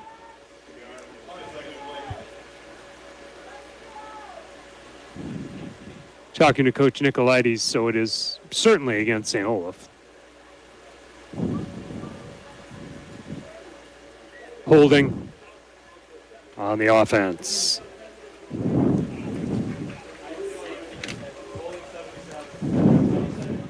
So that marches St. Olaf back with 12 seconds to go. They're deep in their own end, inside their own 15-yard line, right at the 15-yard line. Got a pretty nice crowd of fans here tonight. It's a gorgeous night. Kind of a warm day, but a gorgeous night. And fans making some noise for defense. St. Olaf fans hoping for an amazing offensive play with 12 seconds to go in the second quarter, scrimmaging from their own 15-yard line. It's just a handoff. Just a handoff for a yard. 2 yards. And that, let's see, why did the clock stop? Well, I guess Mac may have taken a timeout. All right. So you are correct. So Macalester takes a timeout. That means a 3rd down and 17 is what the Olies will have. And Macalester may be hoping that St. Olaf is in a position where they have to punt the ball, and wild and crazy things can happen sometimes. Well, just 8 seconds to go in the half.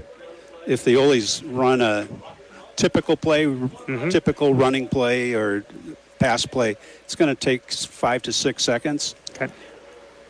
If it's incomplete, leave 2 or 3. The Olies could still run a play, a longer pass play. They may not complete it, but time would run out by the time the clock ran out before any other plays. So kind of an odd time to take a timeout, kind of hoping for a mishandled snap or a what have you. Something very improbable. They are left with 1 timeout. Macalester is, as St. Olaf will take a 3rd down and 17 snap from their 15-yard line. Siegel Howard III and Gartsky are in, as Doran is under center Buffington on 3rd and very long. And fake on the handoff. Doran rolls right, throws it deep down the field. The defender is closer than anybody. Then Hammond sneaks behind him. It's incomplete. Hammonds did have a very good chance on that ball. Initially, it looked like the defender was going to have the better chance. The clock expired, but there's a penalty flag down behind the line of scrimmage.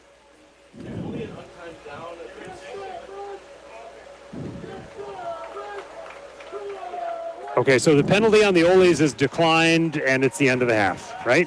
Right. All There right. would be an on-time down if there was a foul on the defense. Okay.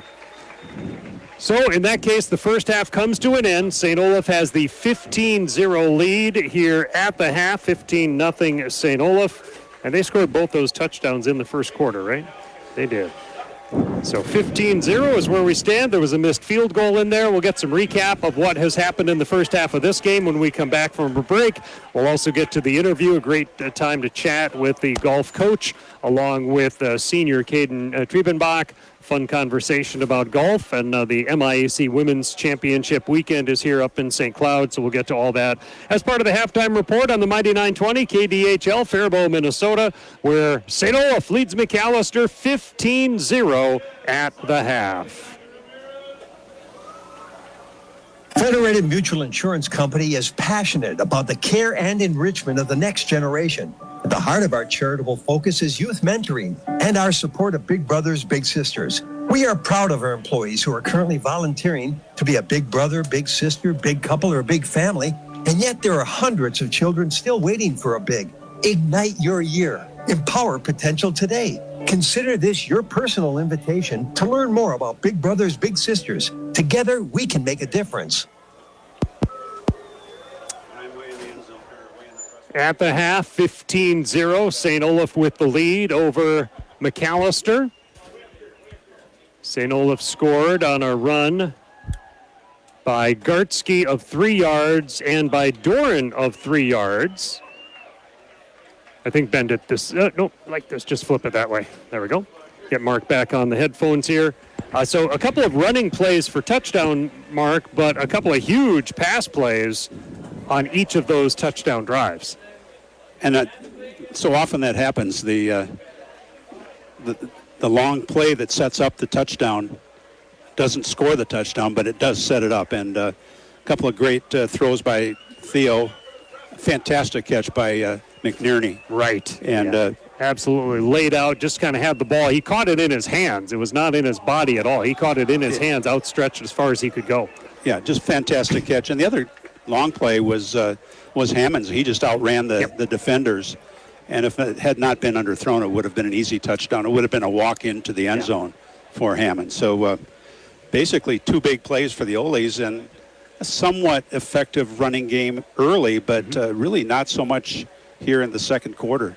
And they have not been afraid to throw it deep. They've looked for Hammonds. I can think of Hammonds on 2 or 3 of the plays where it was a long bomb of a pass. They didn't quite connect on it, but just the potential is there. Yeah, I think it's just a matter of timing up those routes.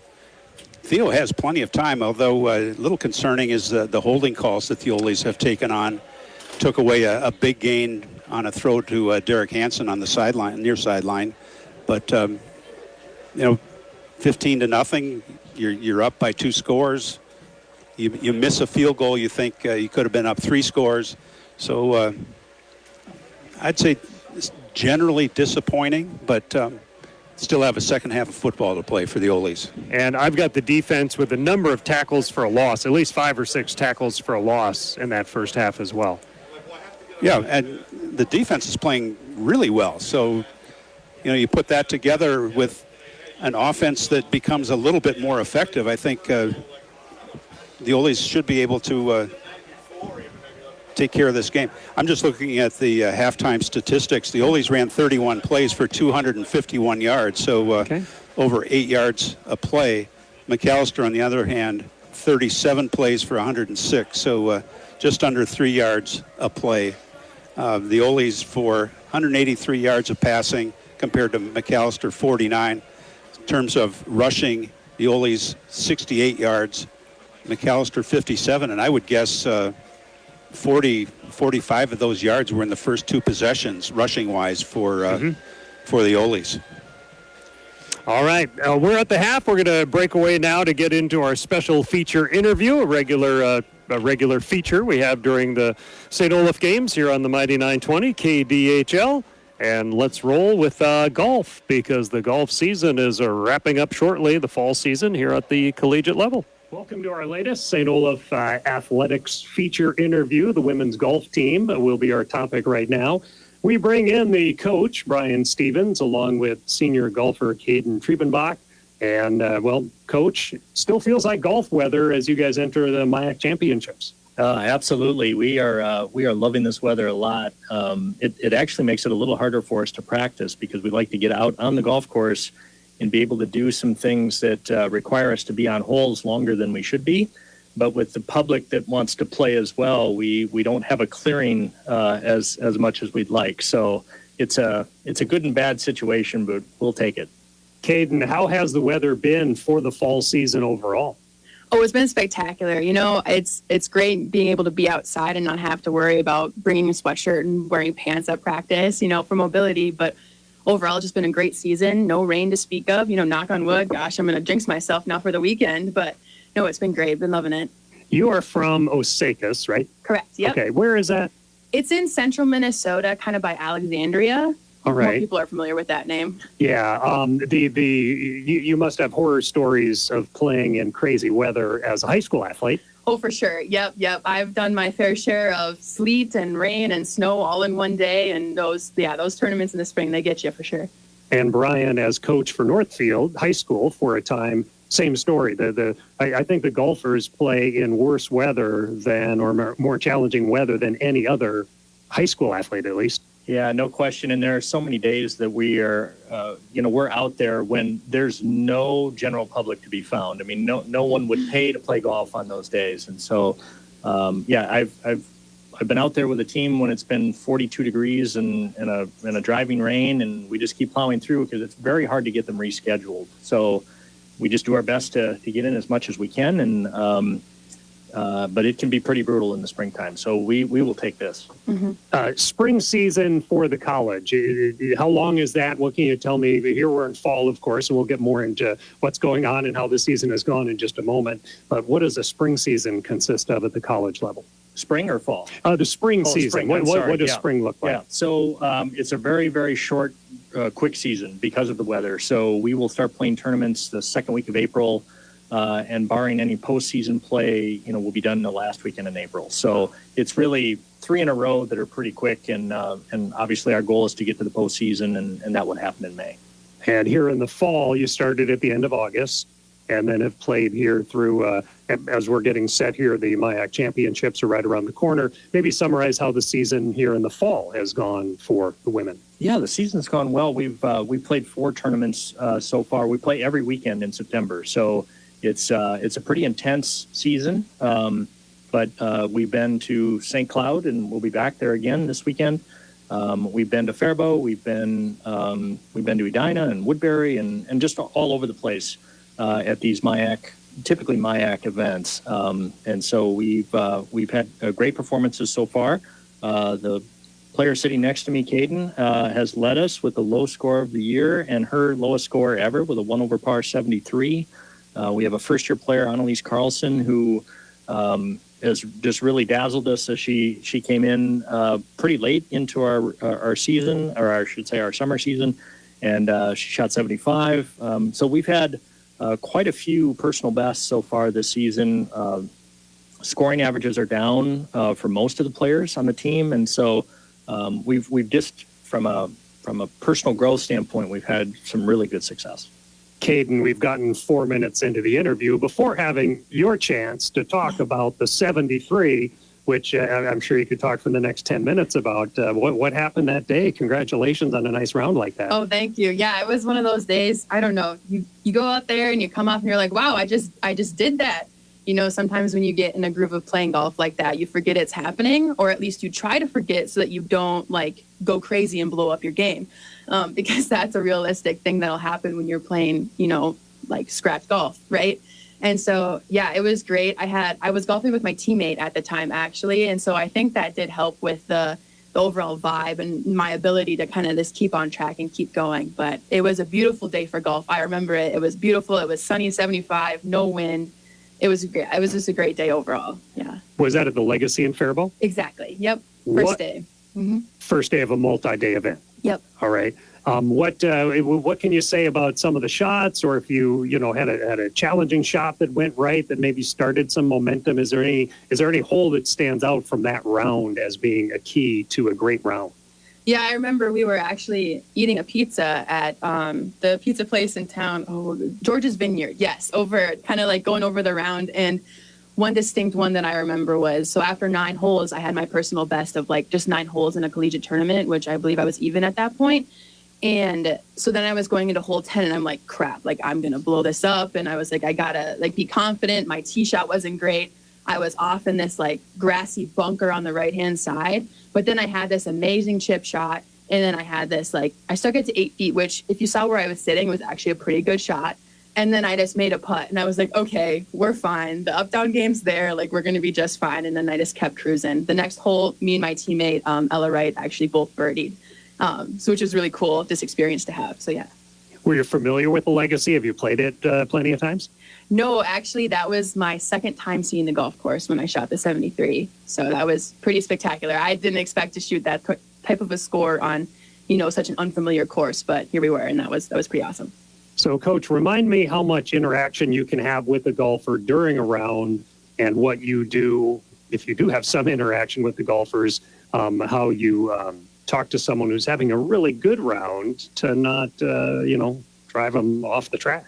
Yeah, that is the delicate balance for a coach, for sure. I can have unlimited access, which is could be a blessing or it could be a curse. And I don't think I saw Caden. We really didn't speak until she got to the 18th hole, and I happened to be there and on that green, and she putted out for 73, and I just gave her the biggest hug I could possibly give a player, and just told her how excited I was for her and how proud we were of her. And it's just a magnificent round. For any collegiate player to shoot at that level is fantastic. And not to exclude other players, because your roster is as deep as it is. Other leaders, and I think you mentioned a few names earlier, but what can you say about the balance of the team and who some of the other leaders are on a match-to-match basis? Yeah, so we have a relatively young team. Caden and we have one other senior, Kate Young.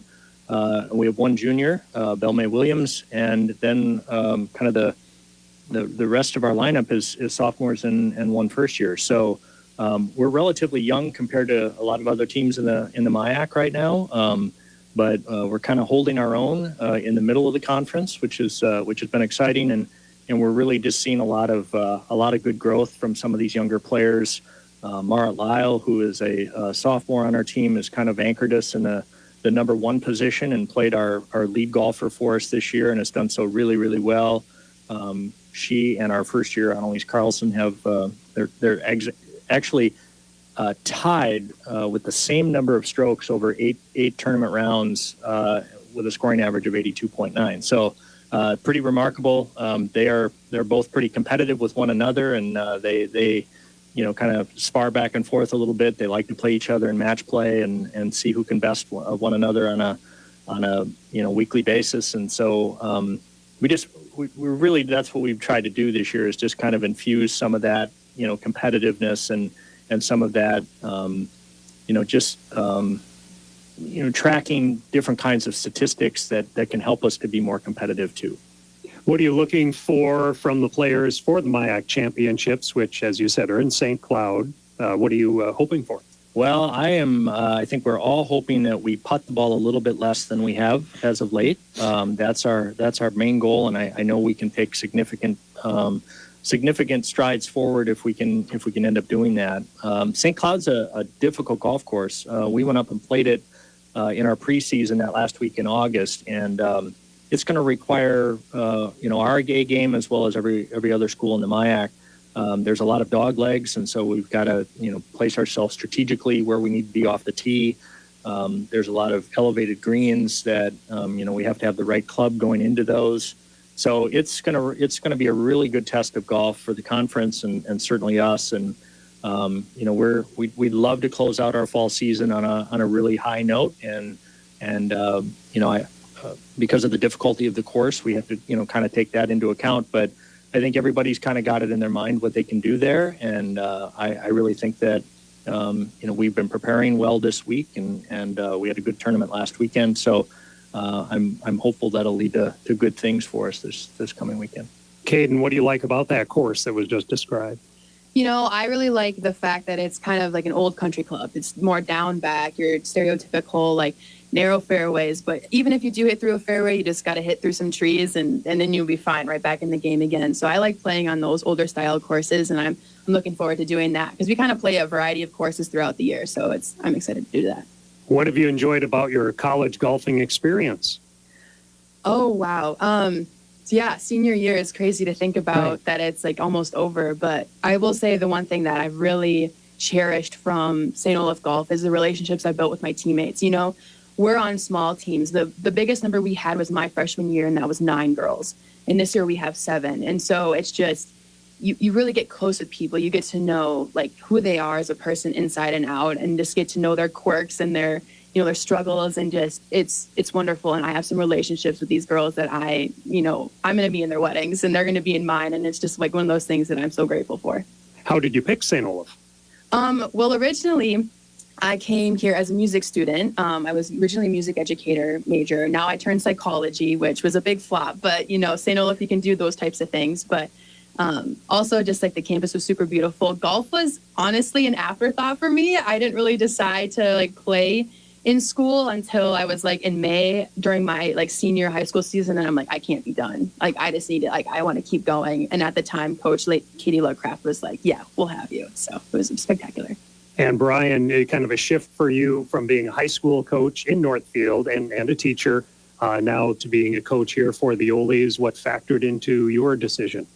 Well, I have two children that played and are currently playing. One of them is currently playing college golf, and I am absolutely in love with competitive golf. I just feel like it's the place for me to be. And my daughter just graduated from Augustana University in Sioux Falls after a 5-year career there, and my son is currently playing at Notre Dame. And we're a golf family. It's what we do. It's we've sacrificed a lot to do it, and I just feel like if I can bring some of the knowledge that I've learned over the years, to St. Olaf and to this program, and I now have the time to do it because I'm essentially empty nesting, and so I've got my weekends available and time later in the day, and so I've so cherished this time that I've had with the players over these last whatever it's been 35 days or so.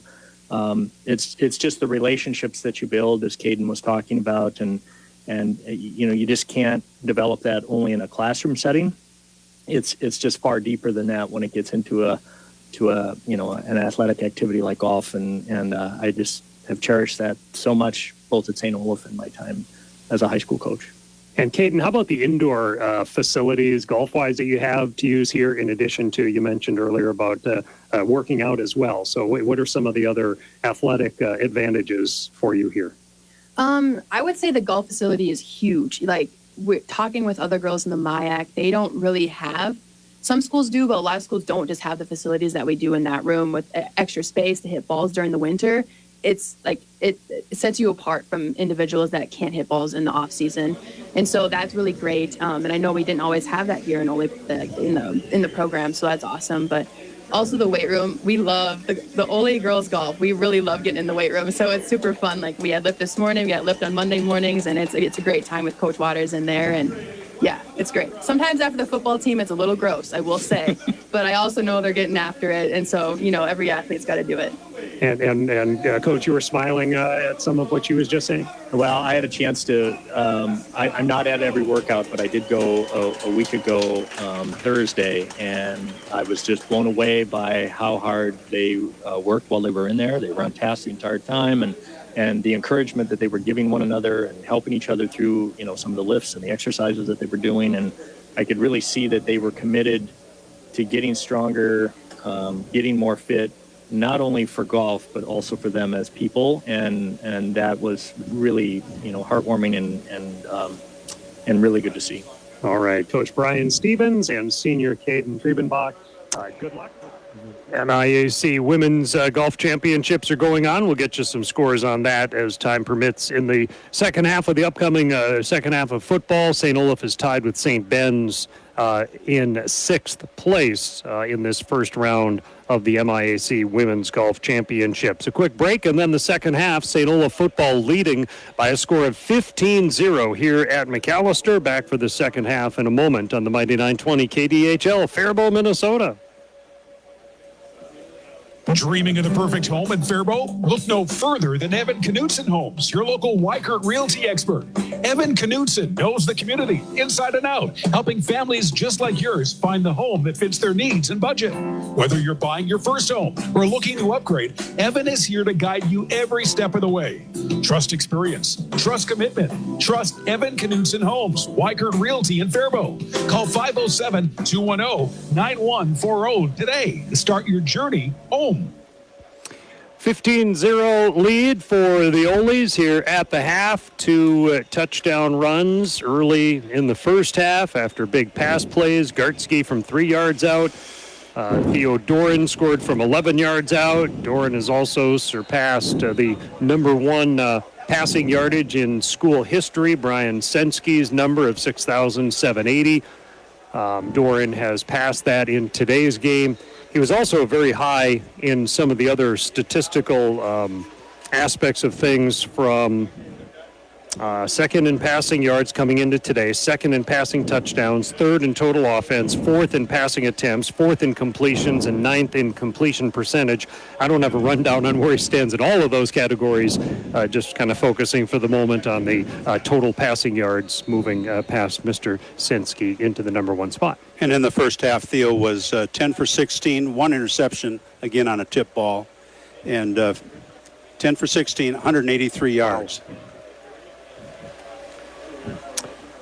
The Olies will kick off to start up the second half. Roy and Mark with you from Macalester, 15-0 St. Olaf. The ball is in the air. It'll bounce at the 8, come to a dead stop at the 3, finally be picked up out to the 10 and 15, weaving his way out to nearly the 20-yard line. All things considered, it could have been worse, but they'll start from around their 20-yard line. Looked like number 42, Matthew Lee, was in the vicinity on the special teams, and Avila Tovalin as well, as far as a couple of Olies in the ballpark there to force Macalester to start pretty deep in their own territory. Yeah, it looks like they'll start at the 18. That ball literally rolled dead at about the 3-yard line. Couldn't put the ball more accurately as far as making it difficult for a return man to pick up any big yardage. So from the 18-yard line, moving left to right in front of us, Wallen is the quarterback. He's a junior. Bolski, the running back, stands alongside him. He looks to throw. Screen to Bolski, spins around, catches it, and sneaks out at the 20, where the pair of Olies having him in their sights. Sauerwein was right there, as was Short, and it is a gain of about 3 yards. And I think Short actually took the brunt of that play. In fact, he's down on his knees saying, I need, and now he's back up. I think he got hit pretty hard by Sauerwein. Oh, so they collided as they were looking to get the running back out of bounds. All right. Yeah, and Short was a little slow to get up off the sideline, so that's a good point. And in fact, there's a penalty flag, which is allowing Short, who's really holding his right arm kind of at his side without moving it natural as he runs across the field. So he heads out of the game as Avila Tovalin comes in his place in the secondary. And meanwhile, there was a penalty flag and a false start. So that offensive penalty certainly helped out the Olies for Mr. Short, who was might not have been as effective on that play had it run. And I don't know if Macalester would have picked up on the fact that he actually went to his knee about 15 yards off his normal lineup, trying to indicate that I need to get off the field for an injury. But the officials just kind of ignored that. Receivers, 3 in formation, 2 to the left side, far side of the field, 1 near side is Macalester, dressed in the white with the blue numbers. The snap comes to Wallen, quick pass out to the outside Clymer, spun down around the 22. Tackled on the play by Kettlehut. Considering there was a penalty in there as well, it's a gain of maybe 5 yards, and it leaves them in a third and medium situation. Third and about 6, it appears. And the Olies kind of giving a lot of room to those wide receivers backing off. Now they're stepping up and look like they're going to play a little tighter man-to-man defense. 3rd and 6, pass to the outside, caught, and out to the 30-yard line for a first down by Maddox. Picked up 7, and it is a first down. And just a little out pattern by Maddox. Good throw by Wallen, able to pick up the first down for Macalester. Opening drive, third quarter, 15-0. St. Olaf with the lead. Ball on the 30-yard line. Macalester hosting a night game here. They had soccer going on this afternoon in the heat. And now still a warm night, but pleasant. Bolski barrels into the left side of the line. Minimal gain. Kerber is one of the players there for the Oles. Mark Thrower in the vicinity as well on a short 1-yard play. I don't know if the Oles saw something in the pre-snap situation, but it looked like they shifted their defensive line to their right, and the run by Macalester's Bolski was to the right, so the Oles were in good position to stop that run for about a 1-yard gain. Barrett and Butts among the defensive linemen here to start off this second half of play. 3 down linemen and a linebacker right there as well. Flung pass out to the left side, running up that left sideline, banged out around the 40-yard line is a good gain for Mullen. And it's going to be just shy of a first down. Actually, he was out around the 38, not even quite to the 40-yard line. So about a 7-yard pickup for Mullen, number 6, and it's 3rd and a couple. And Wallen has really done a nice job throwing the football for Macalester. Empty backfield on this 3rd and short play. Receivers both directions. He looks left. He's going to run the ball to the left himself. He picks up the first down. He's cut down by Sauerwein, but I think he got the 3 yards when he needed 2. First down.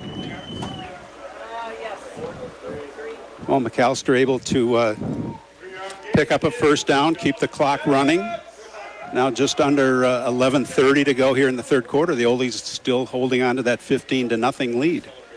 Terry McKell is now in on the defensive line. Williams and Kerber, linebackers. First down 10, 41-yard line, their own side of midfield. Shotgun with a running back to his right. Wallen, quick pass out on the left side for Mullen.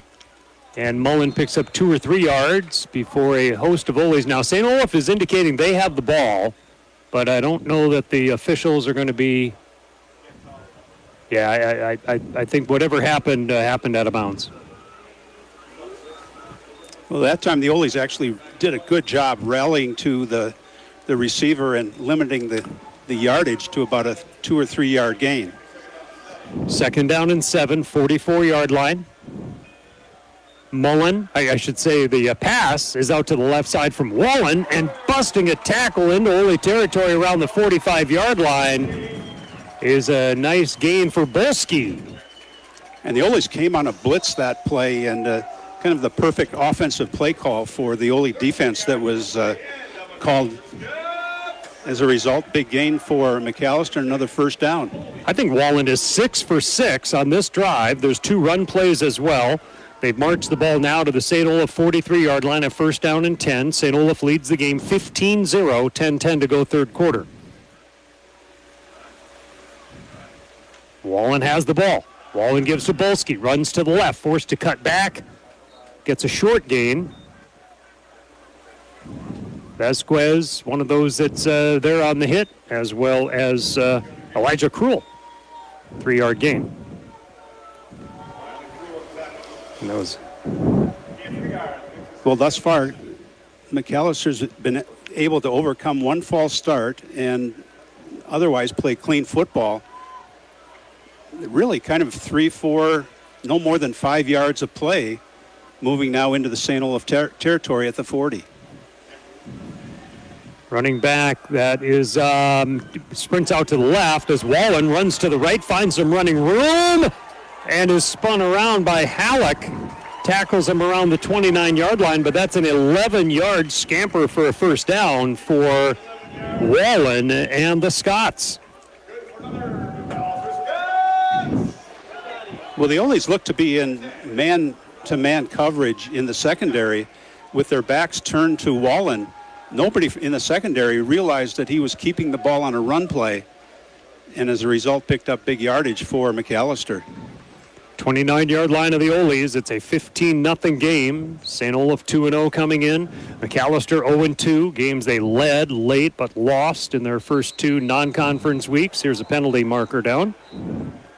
I just mentioned how Macalester's been able to avoid penalties that stymie a drive, but now a first down false start puts the Macs in a 1st and 15 situation. Goldsmith, a freshman, is the center. So a freshman center snapping to the junior quarterback. Strong right look. Running that direction is Bolski. Legs chopped out from underneath him by Kettlehut. And that time was from the 34, so to the 31-yard line, a pickup of about 3 or 4. And we see Reed Permuth into the ball game for the Oles. Reed, a 6'3", 265-yard freshman from Prior Lake. DeLoach, Clifford, joining Goldsmith among some of those offensive linemen. Here's the pass, caught and tackled right away. It's a minimal gain as Thomas got in there to tackle Sierra after he caught the ball. But it's still 3rd and long. Boy, very minimal gain. They have 3rd and long, 3rd and 11 up there. 7:35 to go, 3rd quarter. This is the opening drive of the 3rd quarter. Half the quarter has been controlled at this point by Macalester, and they face 3rd and long at the Ole 30-yard line. 3rd and 11. Trips to the near side. There's a receiver wide left as well. The snap to Wallen. Looks, throws left side, sideline. It is caught inside the I think he's 10-yard out of bounds. line. Incomplete. I think he caught it, but he caught it out of bounds. Okay, all right.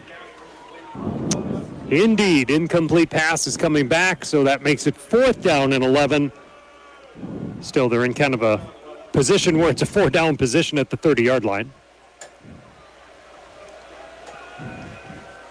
And really an accurate throw, other than the throw kind of pulled the wide receiver out of bounds, unable to maintain the catch in bounds. So 4th and 11, ball far side hash mark. Wallen looks to throw. Now he runs. He throws on the run, finds a man who rolls down at the 16-yard line. That would be enough for a 1st down on 4th down. Might have been Boyd on the catch, number 4. And the Ole's allowing Wallen to get outside the rush. Too many times Wallen's been able to get outside the rush, find a receiver, or keep the ball and pick up yardage. So I think just that one incomplete pass on this drive, and now 1st down and 10 at the 16-yard line. Give Bolski, cutback run inside the 10 down to the 7 for a pickup of about 9.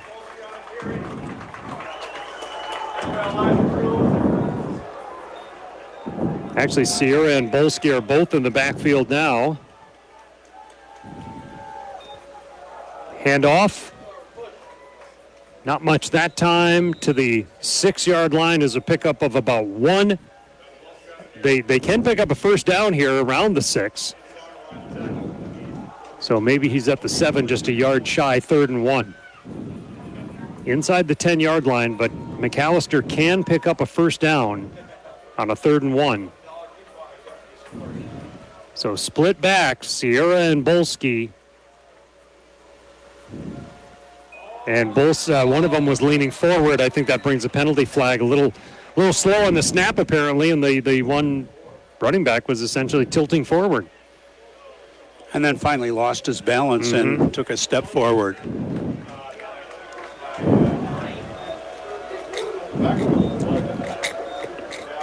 I have this as the 17th play of the drive. This is reminiscent of the drive that Northwestern had against the Oles in the first half of that game, where the Oles just couldn't make a play to get off the field defensively. So now 3rd and 6. Again, a 1st down possible at the 6-yard line. A little low on the snap. Fake to Bolski. Throw into the end, or to the near the goal line, reaching forward toward the end zone. It's down at the 1. Down inside the 1 is the ruling. I think it was Clymer on the catch. But that's an 11-yard gain, and now it'll be 1st and goal. Right at the 1-yard line. Wallen, he tries to barrel forward. Krull went over the top to slow him down, and it's no gain. And there almost looked like there was a false start by the left side, left tackle maybe. Was there a penalty flag, though? It was not called, okay, but right. unless the left guard was that late, because he was the left tackle was way ahead of the left guard in terms of coming off the snap. 4:40 to go, third quarter, 15-0 St. Olaf. Macalester's opening drive, first drive of the second half. From inside the 1 yard line on second down now.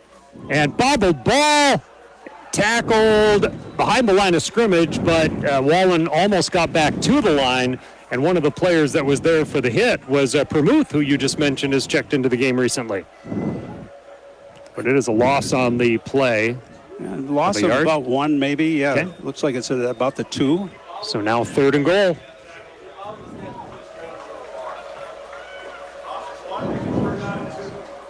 Barrett is on the line. Permuth is on the line. Stacking up that defensive line here on a goal to go from about the 2 yard line. Shotgun with one running back to his left to throw the ball. Finds a man. It's dropped at the goal line. He was catching and turning toward the end zone, but the ball just popped out of the hands of Mullen. Incomplete on third down. This is now a 4th down and 2. Goal to go from the 2. And Mullen was wide open. I don't know if there was a pick on the play, but it was almost like the Ole's double covered one of the 2 outside receivers and left the other one wide open. Macalester is going for it here on 4th and goal from the 2. Clock stop 3:46, and now a timeout. Timeout has been taken by Macalester. Allina Health is a proud partner of St. Olaf College, providing sports medicine services to Ole student athletes or sports medicine specialists. Help ensure Ole's are in peak condition, ready to play at their highest potential. Let them partner with you to unlock your limitless potential. Visit allinahealth.org to find a clinic near you. Big week this week of the Ole's playing Carleton in soccer. The women play on Ralph Melby Field on Tuesday at 4. The men play on Wednesday at St. Olaf at 4 o'clock. Speaking of soccer, Sadie Clausen was a MIAC Offensive Player of the Week for last week, named back on Monday after she had a hat trick in a game the previous week against Bethel. It's her 3rd time in her career that Sadie Clausen has been named as an MIAC Player of the Week, so congratulations to her and the team. And that win over Bethel goes back a little over a week at this point that had her with the hat trick and ultimately MIAC Offensive Player of the Week. Well, the Ole's dodged a bullet on that last play with a dropped football in the end zone. Still going for it. Sierra is the running back. Bolski is also back there. So 2 back set. Split backs with Wallen in between the 2. Goldsmith is his center. This is 4th down and goal from the 2 yard line. So that shotgun snap. Wallen has the ball. He's looking to throw, and it's incomplete. It is an incomplete pass. Ball turned over on downs. And what a job by the Ole defense with the goal line stand. And that drive, 11 minutes and 18 seconds. I have it as 21 plays. Now, that's not 100% official, but I've got it as 21 plays. And what did you just say, 11 minutes and 18 seconds? Yeah. Wow. And no points for Macalester. Now the Ole's, who already started one of their drives from the 1 yard line in the first half, now start from the 2 yard line with 3:42 to go in the third quarter, and St. Olaf leading 15-0. Buffington at center, Valleda, Perlman, Hartwig, and Lutkins as the other linemen. Hansen and Menz are the tight ends. They will set up now on the right side of the formation. Duran is under center. Now Menz comes back left and right, back and forth he goes. Handoff Gartsky, spin move at the 1. Stood up there by Latvis and gets to the line of scrimmage at the 2, but it's no gain for Gartsky on first down.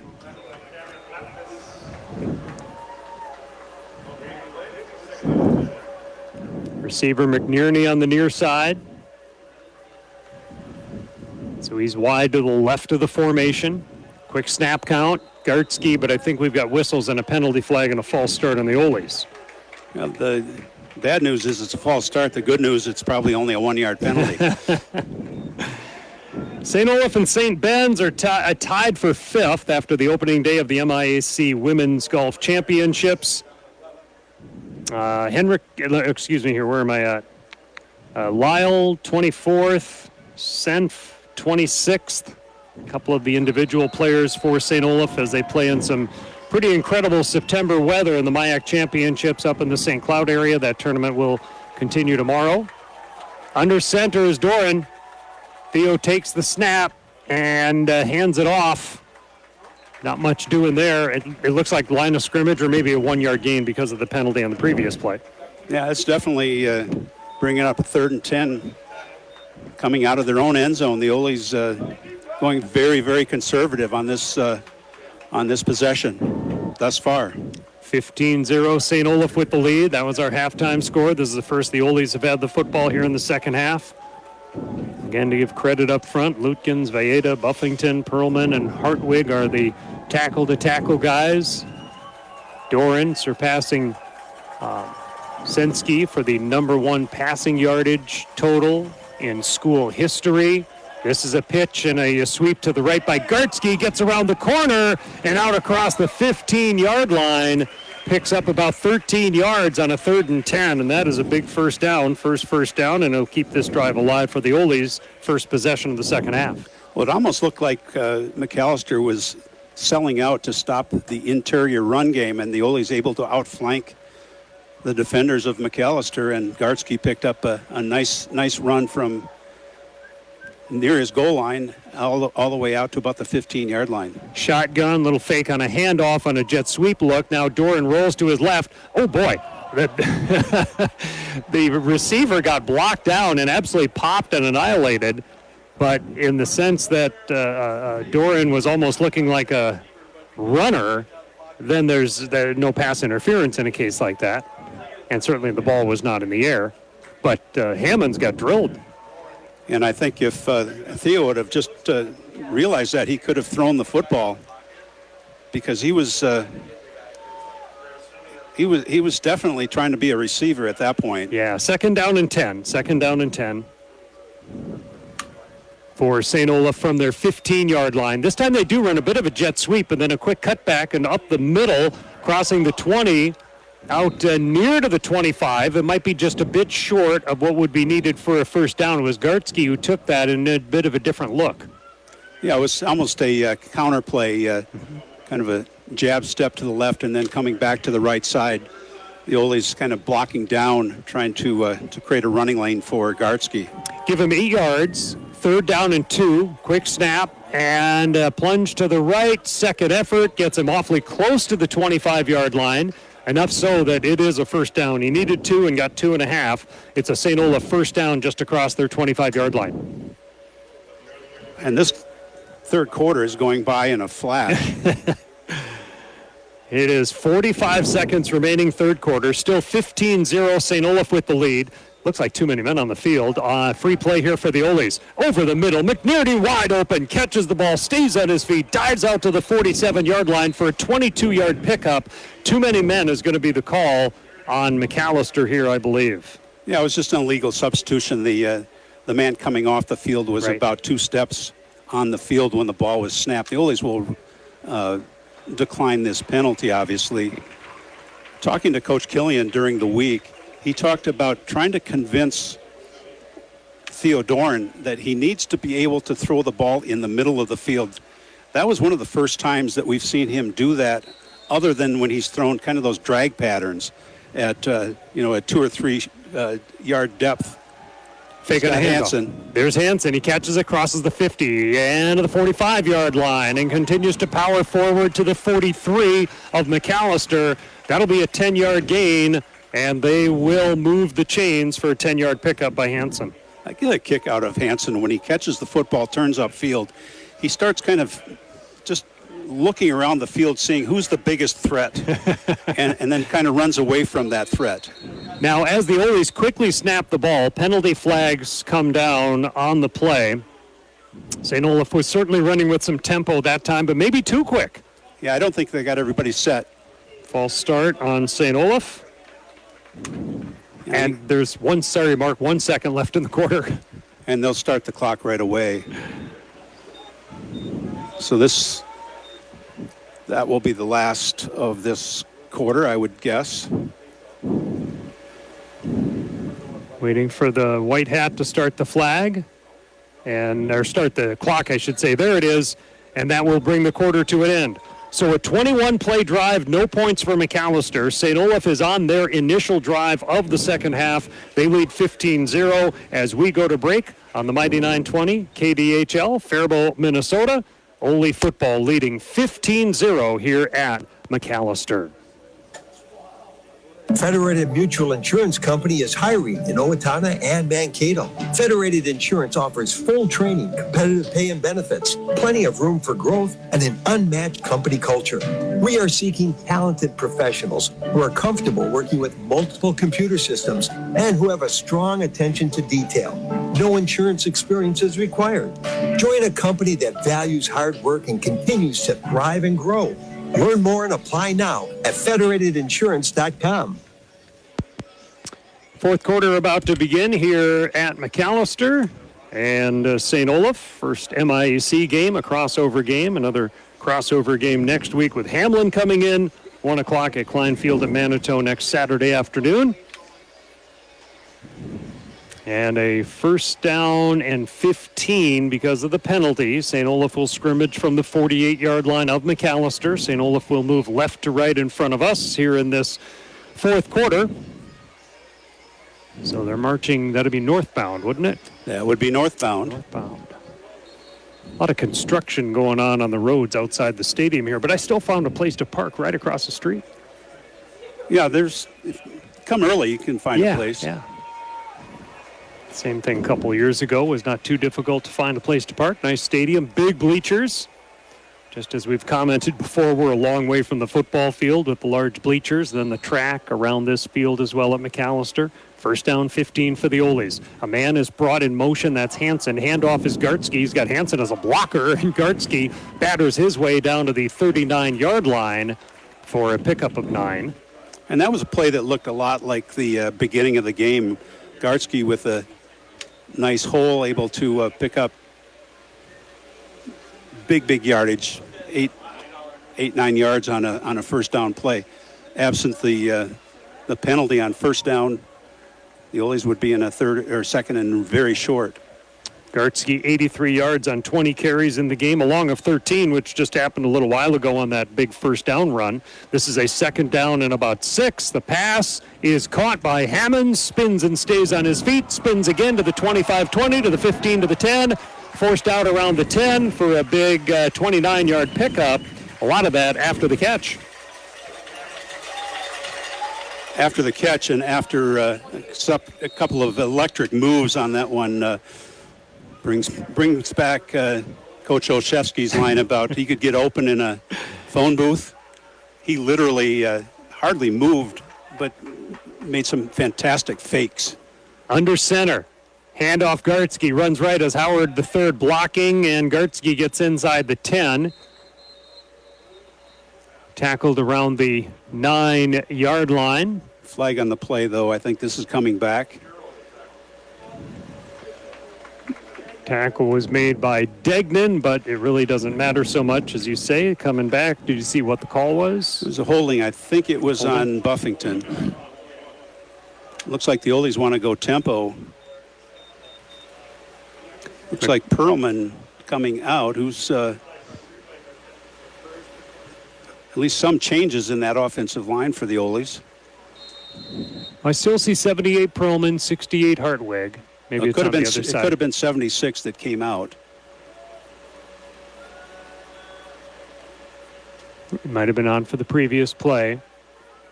It's from a shotgun snap on a first down and 20 because of the penalty. They're at the 21-yard line. Looking to pass Doran, steps up, goes to his left, and now will run with the ball to the 15. He makes a nice move to the 10 and down to around the 5-yard line. And as you said earlier, Theo Doran's got some size, and he's able to utilize that and do a nice deke on that run as well.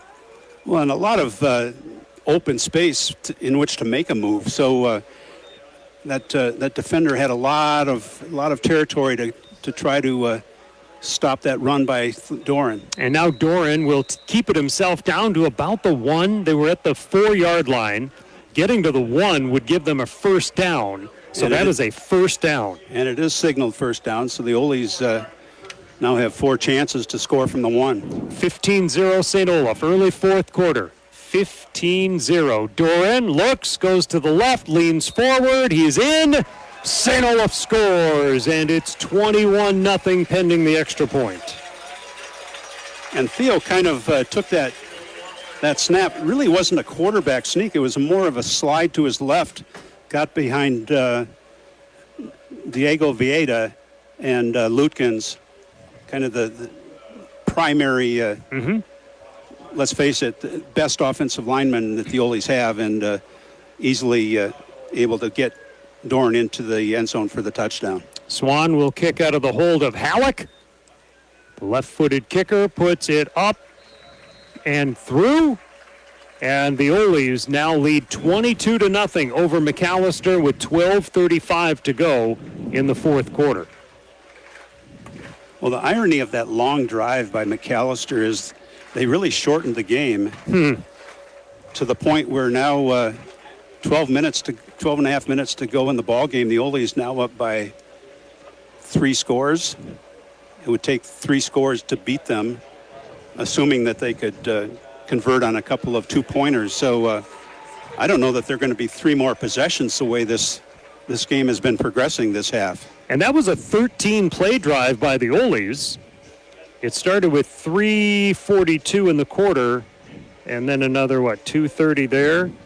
So that drive was about, 6 minutes and 15 seconds of clock time compared to the 11 minutes of clock time that Macalester ate up on a 21-play drive that did not net points. So 22-0 St. Olaf. Again, 98 yards, 13 plays. Doran with his second touchdown run of the game. Maybe the biggest play of that drive was the 13-yard run by Gartsky on 3rd and long. Absolutely, and very well blocked. And I think caught Macalester unaware that the Oles had kind of that pitch sweep in their arsenal. Ethan Hess, the freshman from Marshall, to kick off. 22-0 St. Olaf, early fourth quarter here at Macalester. St. Olaf has a pretty big advantage in the career series between the two, 38-16. And was that a fair catch at the 11? Fair catch. So Mac will take over at their 25. With 12:35 on the clock. Last year, the Oles won 38-13. Embry, 144 yards rushing. He passed one Mark Gelly on the career rushing list in the MAC game last year, apparently. That's what the notes say. I don't know if I should take offense at that or just say, at least I was on the list to begin with. So. There's a lot to be said for that. So thanks for bringing it up, Roy. You're welcome. Neto threw for 297 yards in that game. The 2 top offensive players graduating off their respective teams. And the Oles have won 19 of the last 21 against Macalester. The most recent loss was in 2022 in the championship week game, that bonus week, 33-30. Mac won that one after the Oles won during the regular season in 2022. There was a penalty flag before the snap of the ball from the 25-yard line for Macalester with 12:35 to go. And the fact that the play clock is down at 0, I think.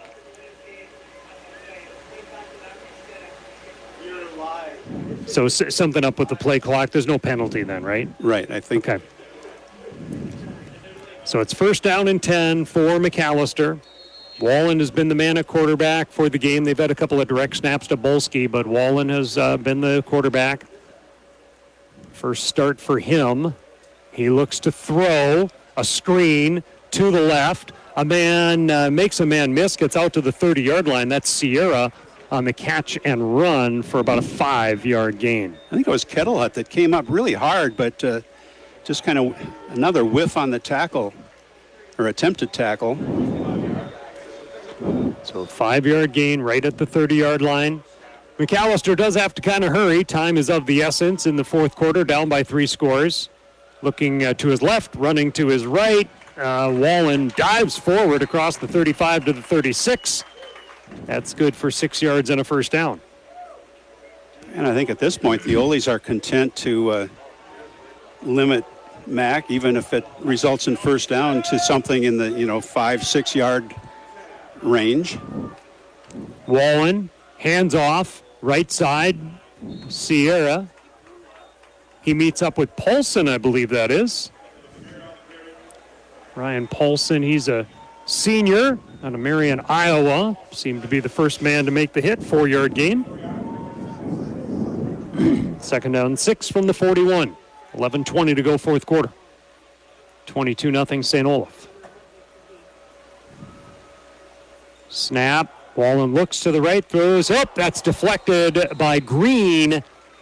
Didn't quite pop it up in the air, but the defensive lineman deflects the pass.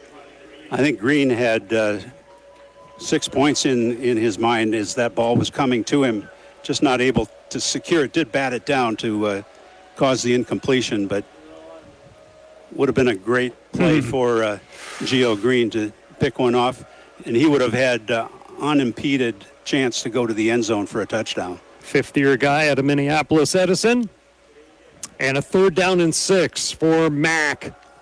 Back to pass. Wallen cocks his arm deep down the field. Incomplete. Thomas closest in coverage, and the intended receiver was Maddox. Is there a penalty flag?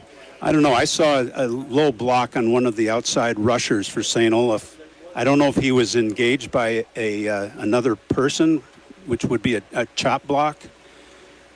So there is a penalty flag because the linesman just picked up a flag.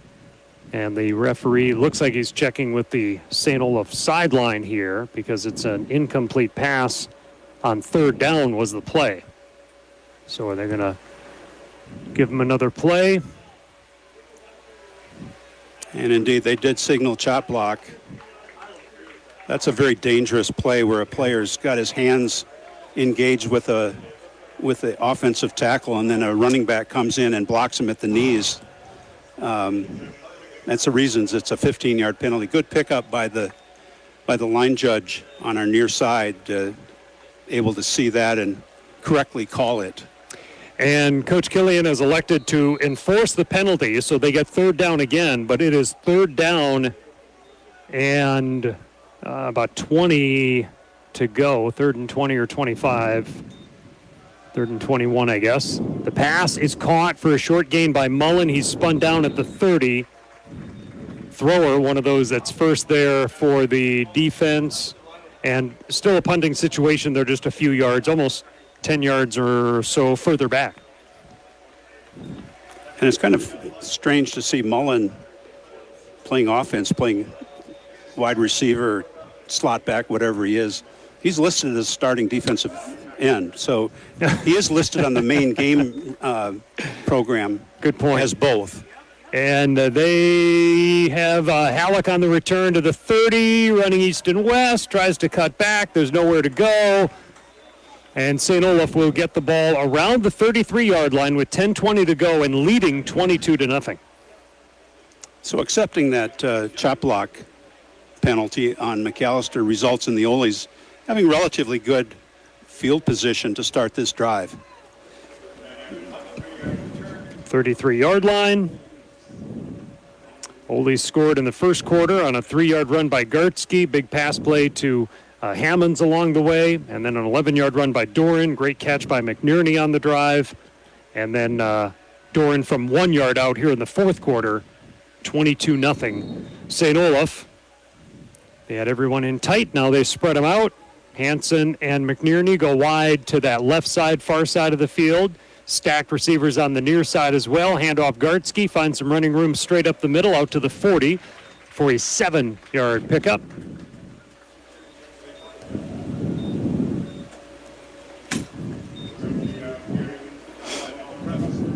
On a 6-yard pickup. Make it 6. Marked down at the 39. Little cat and mouse that play pre-snap. The Oles start with a really tight formation. Macalester with like 7 linemen or linebackers at the line of scrimmage. The Oles flex out and Macalester bails out. Penalty flag before the new play starts. 5 yards on the Oles. Macalester, a couple of substitutions in now as it turns into a longer situation on a 2nd and 9. From the 34-yard line. The Oles also have been substituting in and out at least one lineman, as you pointed out. Hansen and Menz switch sides. A running back joins Doran in the backfield. Buffington snap is handed off to Gartsky. Makes a quick cut to the left. Finds running room to the 40. Knocked down at the 43. But that should be exactly what he needs. 9 yards for a first down. Gartsky has really quick feet and able to kind of make the first guy miss, kind of juke and jive, and without really losing any kind of momentum. And as a result, able to pick up a first down for the Oles on that play. Gartsky at 98 yards in the game, averaging 4.5 a carry. First down 10, 9 minutes to go. Lot of motioning by the Oles. They've got the tight formation, a wing on either side. Doran looks to throw the ball, has time in the pocket, throws it down left side, a little too tall for the big guy, Hansen. That ball looked like it kind of sailed on Theo on that throw. And again, he hasn't thrown much this half, so kind of trying to find his rhythm. 3 for 3 on the touchdown drive, but it was the only times. That's only his 4th pass of the second half after that mammoth drive by Macalester, where they did not end up with points. By the way, Gartsky's numbers just updated. He's at 108 yards after that last carry by Gartsky. 108 yards for Gus at a Mankato East. The handoff. I think it's Rob 2 on the 2 carry. is in there now, picks up 2 or 3 yards. Rob 2 out of St. Paul Harding, a sophomore, gets about 3. Well, I don't think it's coincidental that Gartsky went over 100 yards, and now we're seeing Rob 2 in as the backup running back. Gartsky came back in for this play as Menz and Hansen go left. Hammonds and McNerney come to the right side. Play clock at 10. Ole's getting organized. 8 minutes to go, fourth quarter, leading 22-0 here at Macalester. Pass over the middle, caught by Hansen. Makes a man miss. Hansen turns up the field, 45-40, down to the 38. Now the ball is loose, but is the play over? Yeah, the play was over. So to the 39-yard line, about a 14-yard play for a first down. And again, I think Hansen is probably a tight end in a defensive lineman's body or brain. He seeks out contact. He wants to punish those would-be tacklers. Hand off Gartsky, and he bursts off that left side, just off center, and to the 27-yard line is a 12-yard pickup for another Ole first down. Inside the 30, I guess call it the 27-yard line of Macalester. 7 minutes remaining, 22-0 St. Olaf. Hand off, Gartsky. This time not a whole lot going on. Mullen made the play. Would you believe that? Yeah, I think I would, and maybe that's why we need to give him a break on the drop touchdown pass. Yeah, he's doing double duty. Yeah, you don't see that at the college level a whole lot. A lot of it on Friday nights, not as much of it on Saturday afternoons and Saturday nights. 2nd down and 9 after the short pickup. Doran is under center. Gartsky behind him. Gartsky on a pitch. Left, cuts, tries to cut back outside, slips one tackle. Inside the 25 to the 23 is a pickup of about 3.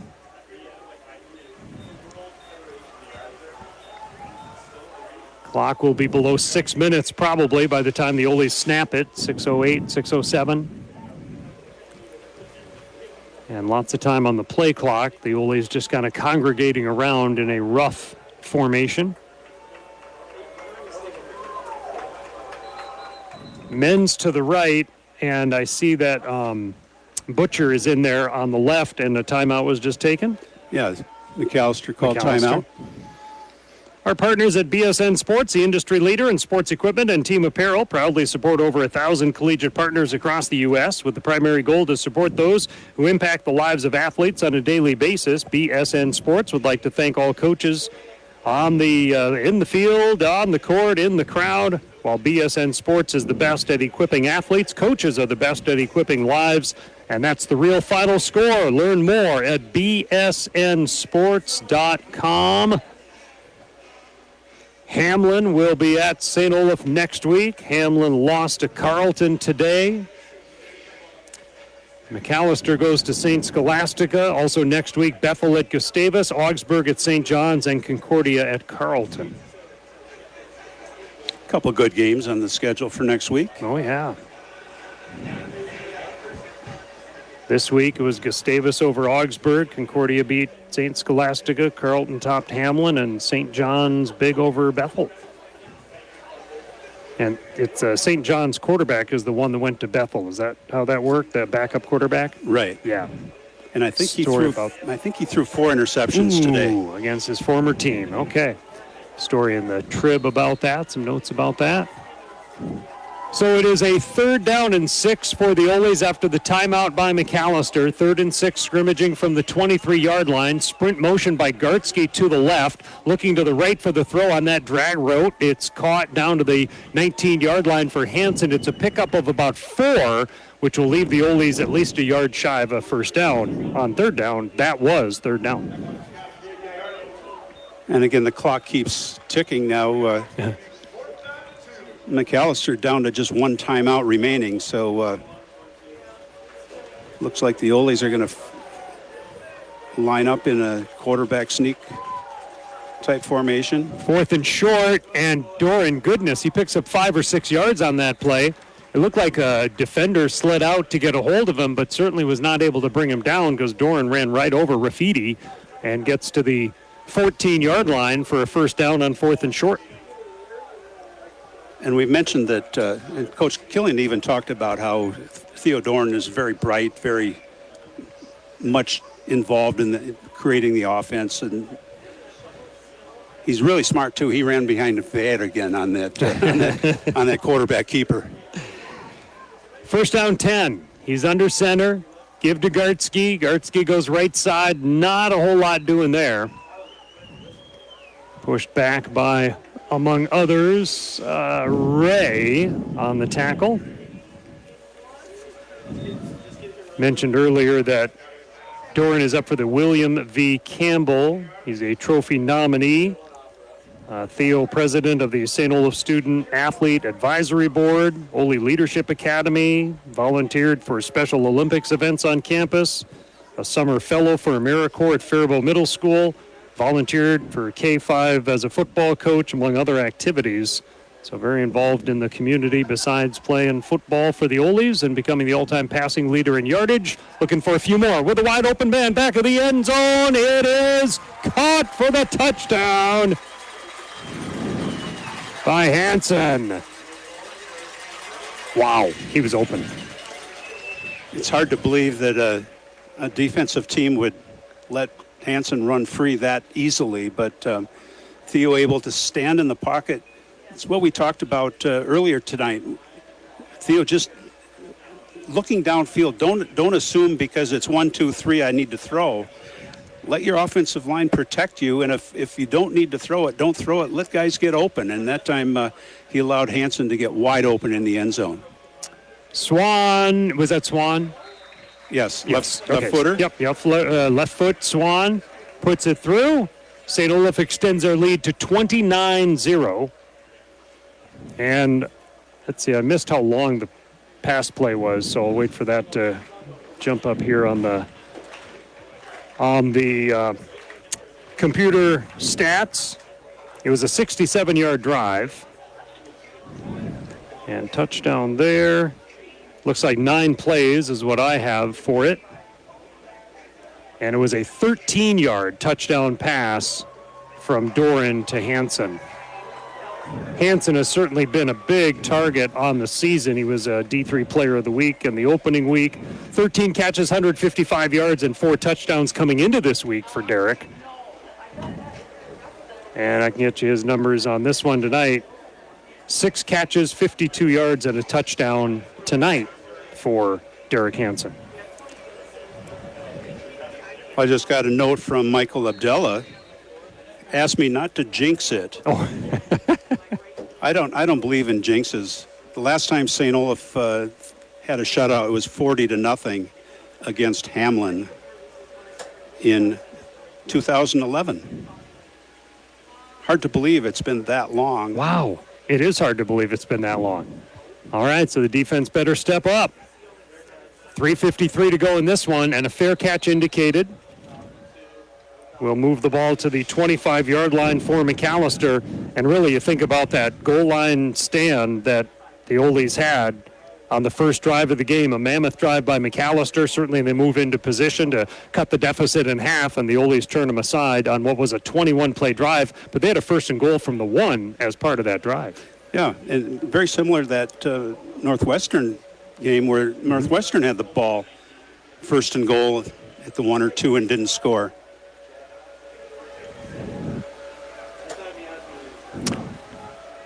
.353 remaining, fourth quarter, 29-0 St. Olaf with the lead here at Macalester as Wallen has the snap, gives it off, a tackle. He slips a tackle in the backfield and then slowed down quite a bit, though, and then a couple of Oles combined to bring him down, one of which was Permuth. And I think it was 61. Who got there first? Oh, the wrestling guy. The wrestling guy from South St. Paul. Yeah, he picked up a win against Simley in the state championship wrestling match. Now the team lost to Simley, but he had one of the wins, one of just a couple of wins for his team against Simley. So yeah, I looked that up. So yeah, he was a big time wrestler. Pass to the left side is out across the 30 to the 32 for about a 5-yard gain. Sowell was there to make the tackle on the play after the catch was made by Casper. Roy, you're embarrassing me because I'm retired. I have all the time in the day. Oh. You went deep into your research and found that little tidbit of information. Well, you kind of set me off there. Well, set me with the desire to find that information because I do love following the wrestling side of things. And so, yeah, I dug through that to find that out this week. Handoff, running left, finding room, staying on his feet to the 40, across to the 45, and that was quite a saving tackle that was just made by Matthew Lee, sophomore linebacker, out of South St. Paul. And the Oles were able to just about pitch a shutout last week 2 weeks ago against Luther. Luther scored literally with less than 5 seconds to go in the game. This run comes to the left side. It's Bolsky on the run. A host of Oles are there to take care of him, finish him off. Kettlehut is still out there, and Sowell was involved too. And the difference this game to the Luther game is that the Oles are limited to only bring 75 players or dress 75 players for the game. So some of those who may have been in the ball game when Luther scored may not even be dressed tonight, although I saw, I think, 12 players in street clothes when the Oles came on the field to start the game. So 102 on the roster roughly. So around 15 maybe that didn't get the call to dress for this game. Going back to that non-jinx issue with Michael. The Oles were really good from, let's call it, from 2006 to about 2016, about a 10-year period. Okay. They probably, in 10 years, probably won something on the order of, what would it be maybe 70 games, average 7 wins a year. 7 wins a game, maybe 6.5 wins a game. A year. But when they were that good, they also were very good offensively, but kind of just very average defensively. The 2-minute timeout just occurred. 2 minutes to go. Second down and 10 for Macalester. They're at their own 45-yard line. Quarterback Wallen, quick pass to the left. Some blockers are out there to the 40, to the 50, to the 45. Kettlehut tackles the receiver, who did pick up 12 yards. That is Casper on the reception for 12 yards to the Ole 43. So the clock stops on the first down until the chains are set. Just like the old days. Okay. For the last 2 minutes. Now it should start again. It did. Clock running at 1:45. 29-0 St. Olaf. They were up 15-0 at the break. At the half. Wallen, a little bit of a low snap. Pumps once. Runs to the right. He's got running room. And he throws the ball. Boy, that might be a penalty. It's into the end zone. He was beyond the line by about 2 yards. Yeah. So a deep throw into the end zone is incomplete, but he was beyond the line of scrimmage, as we'll get that official call here momentarily. And the Oles may well decline and make it 2nd and 10.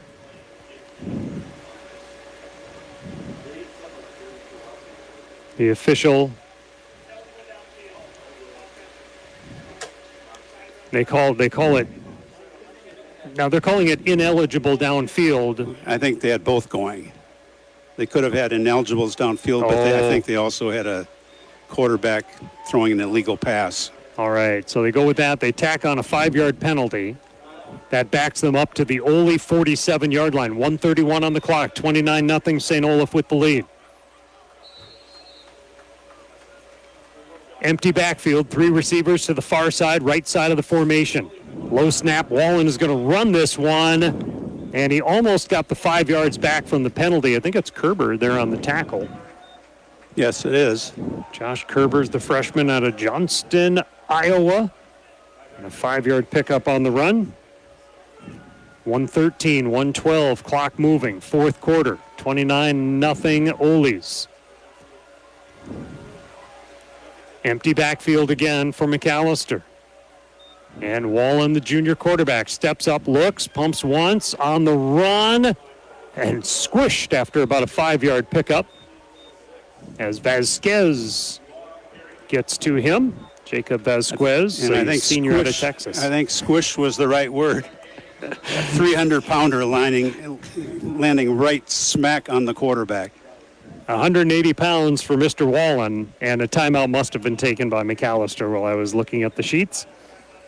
And that should be the end of their timeouts. And 43 to go. Remember, Allina Health is a proud partner of St. Olaf College, providing sports medicine services to Ole student athletes. Their sports medicine specialists help ensure Oles are in peak condition, ready to play at their highest potential. Let them partner with you to unlock your limitless potential. Visit allinahealth.org to find a clinic near you. A Macalester team that has had a couple of close losses on the season, 17-16 and 10-7. They go to St. Scholastica next week. This one here is 29-0 St. Olaf with 45 seconds on the clock. They might have adjusted that by a couple. And each team huddling up near their own sideline. St. Olaf home with Hamlin next week. Team stats through, this was through the 2-minute timeout. Macalester with total offense of 265 on 70 plays. St. Olaf 437 on 56. Rushing, St. Olaf 163, 123 for Macalester. Passing, 274 for St. Olaf, 142 for Macalester. 45 seconds. 40, make that the 37-yard line of the Oles. Macalester has a 3rd down and about 6. Wallen looks to throw. He's pressured, gets the throw away. It is incomplete. And a penalty flag down the field. And a player for Macalester, Clymer, is not getting up. He's sitting up. Just took his helmet off. And there is a penalty flag down with 39 seconds remaining. And really not necessary I think it was Elijah Krull that might have been the culprit on that play. It was unnecessary roughness. It's a question of whether it's going to be targeting, which has implications for next week. If so, Krull would be held out of the first half of the game against Hamlin next year if it's deemed to have been targeting. Clymer is up. He's limping a little bit. He's totally walking on his own. And the officials, 5 of the officials, have huddled up to discuss the situation here. 39 seconds to go. That play was a 3rd and 5 or 3rd and 6. And now we'll try and pick up personal foul. Unnecessary roughness. 15. And so it's a 15-yard penalty, and it's a unnecessary roughness penalty. Yeah. Okay. And unspoken was that it's not targeting. Correct. So a 15-yard penalty, though, will move the ball down to the 22-yard line. 39 seconds to go. St. Olaf leading 29-0 over Macalester. Macalester now on the edge of the red zone at the 22. They're out of timeouts. They have first down and 10 there. 4 receivers, 2 left, 2 right. Macalester marching right to left. They're southbound here on their home field. The running back next to him is Snow, is next to Wallen. Snow to his left. And the snap is there. Wallen, with pressure coming, heaves it toward the front corner of the end zone, and in the back of the end zone, incomplete. So well in coverage. The intended receiver was Casper. Incomplete. And Sowell really kind of in the hip pocket of that wide receiver, just not giving any chance for that ball to be thrown completely. We've seen Wallen throw a fairly accurate ball when he's throwing relatively short, but his long throws or long attempts have been pretty much off target for the most part. 34 seconds to go on a 2nd and 10 from the 22. There was pretty good pressure on him that time as well. Trips to the right. Far side of the field. That's the wide side of the field. Looking left, now looking right, now looking in trouble, and now being sacked on the play. And hopping up. It's Barrett. Barrett has just had a mammoth season on defense. Came into today with 6.5 tackles for loss, 2 sacks, a forced fumble, a fumble recovery, and he's made a bunch of plays tonight as well. And the thing with the sack, the clock continues to run, so we're down under 10 seconds. This might be the last play of the ball game. From the 26-yard line, back to pass. The throw is incomplete. There's still 2 ticks on the clock. Incomplete pass down around the 10. The guy there in coverage again. And this is 4th down, so this is the final chance. And the Oles just need to protect the end zone. I think they're going to probably line at least 3, maybe 4 players at the 5-yard line. And that's exactly what they're doing right now. I'm surprised there aren't even a couple more. So final play of the game with 2 seconds. No, that's fine. A little low on the snap, reaching down for it. Throw is caught at the 10, at the 5, reaching forward to the 1-yard line is where the game will end. Macalester 1 yard short. It was actually Snow, I think, that caught the ball. And around the 10, and he broke a tackle or 2, Mark, but the Oles finish it off 1 yard shy of the end zone. Final score 29-0. Who believes in jinx? Not me. Well, Michael Abdullah obviously thinks they're such a thing, but the Oles played relatively good defense. I think in that last possession, the Oles were content to let Mac make completions in front of them, knowing that they had a sizable lead and really just protecting that shutout. All right. So, again, first time since 2011. End of October game against Hamlin, 40-0. That's the last shutout that the St. Olaf Oles delivered, and here they pitch a shutout. Certainly that first drive. So interestingly enough, the first drive of the second half ended at the 1 yard line, and the last play of the game ended at the 1 yard line. And it's fortunate that it's a 100-yard field for the Oles to get that goose egg. And I keep track of possessions in a game, and normally you're going to get, even professional football with the way they play, you're going to get somewhere between 12 and 14 possessions for each team. Today, St. Olaf had the ball 1, 2, 3, 4, 5, 6, 7, 8, 9 times. In the second half, they had the ball twice and scored twice. That's very true. That's it. That's amazing. I mean, it's absolutely amazing. And Macalester had the ball 3 times. They lost the ball on downs. They punted, and they lost the ball on downs. Yeah. Or the end of the game. Yeah. Wow. So, and Macalester in the first half punted 2, 4, 5 times. So Macalester punted the ball 6 times and lost the ball on downs 3 times. So 9 possessions too. Mm-hmm. So unreal. It's so unusual to have that kind of long possessions that take up that much of the clock and that much of the game. It's just unreal. So the Oles win it. A Gartsky 3-yard run, a Doran 3-yard run, 11-yard run in the first half, 15-0. A 2-point play by Halleck mixed in there. Great pass plays to Hammonds and McNerney, respectively, on those 2 drives. A great run by Gartsky on a 98-yard drive as one of the possessions in that second half for the Oles. Ended with Theo Doran going in from 1 yard out, made it 22-0. And then Doran to Hansen, wide open to the back of the end zone with about 4 minutes to go in the game, made it 29-0. So the Oles win this one by that 29-0 score, improved to 3-0 on the season. Macalester drops to 0-3. And Hamlin comes in next week to play at 1 o'clock. A 1 o'clock game. The Oles, after 2 out of the 3 games were 7 p.m. kickoffs. They're home with Hamlin next Saturday afternoon at Klein Field at Manitou.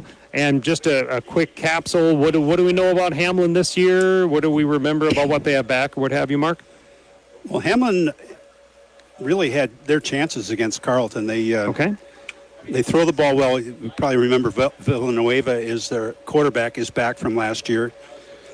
Charlie Wilson, though, I thought was only a junior last year. He's not played this year for them.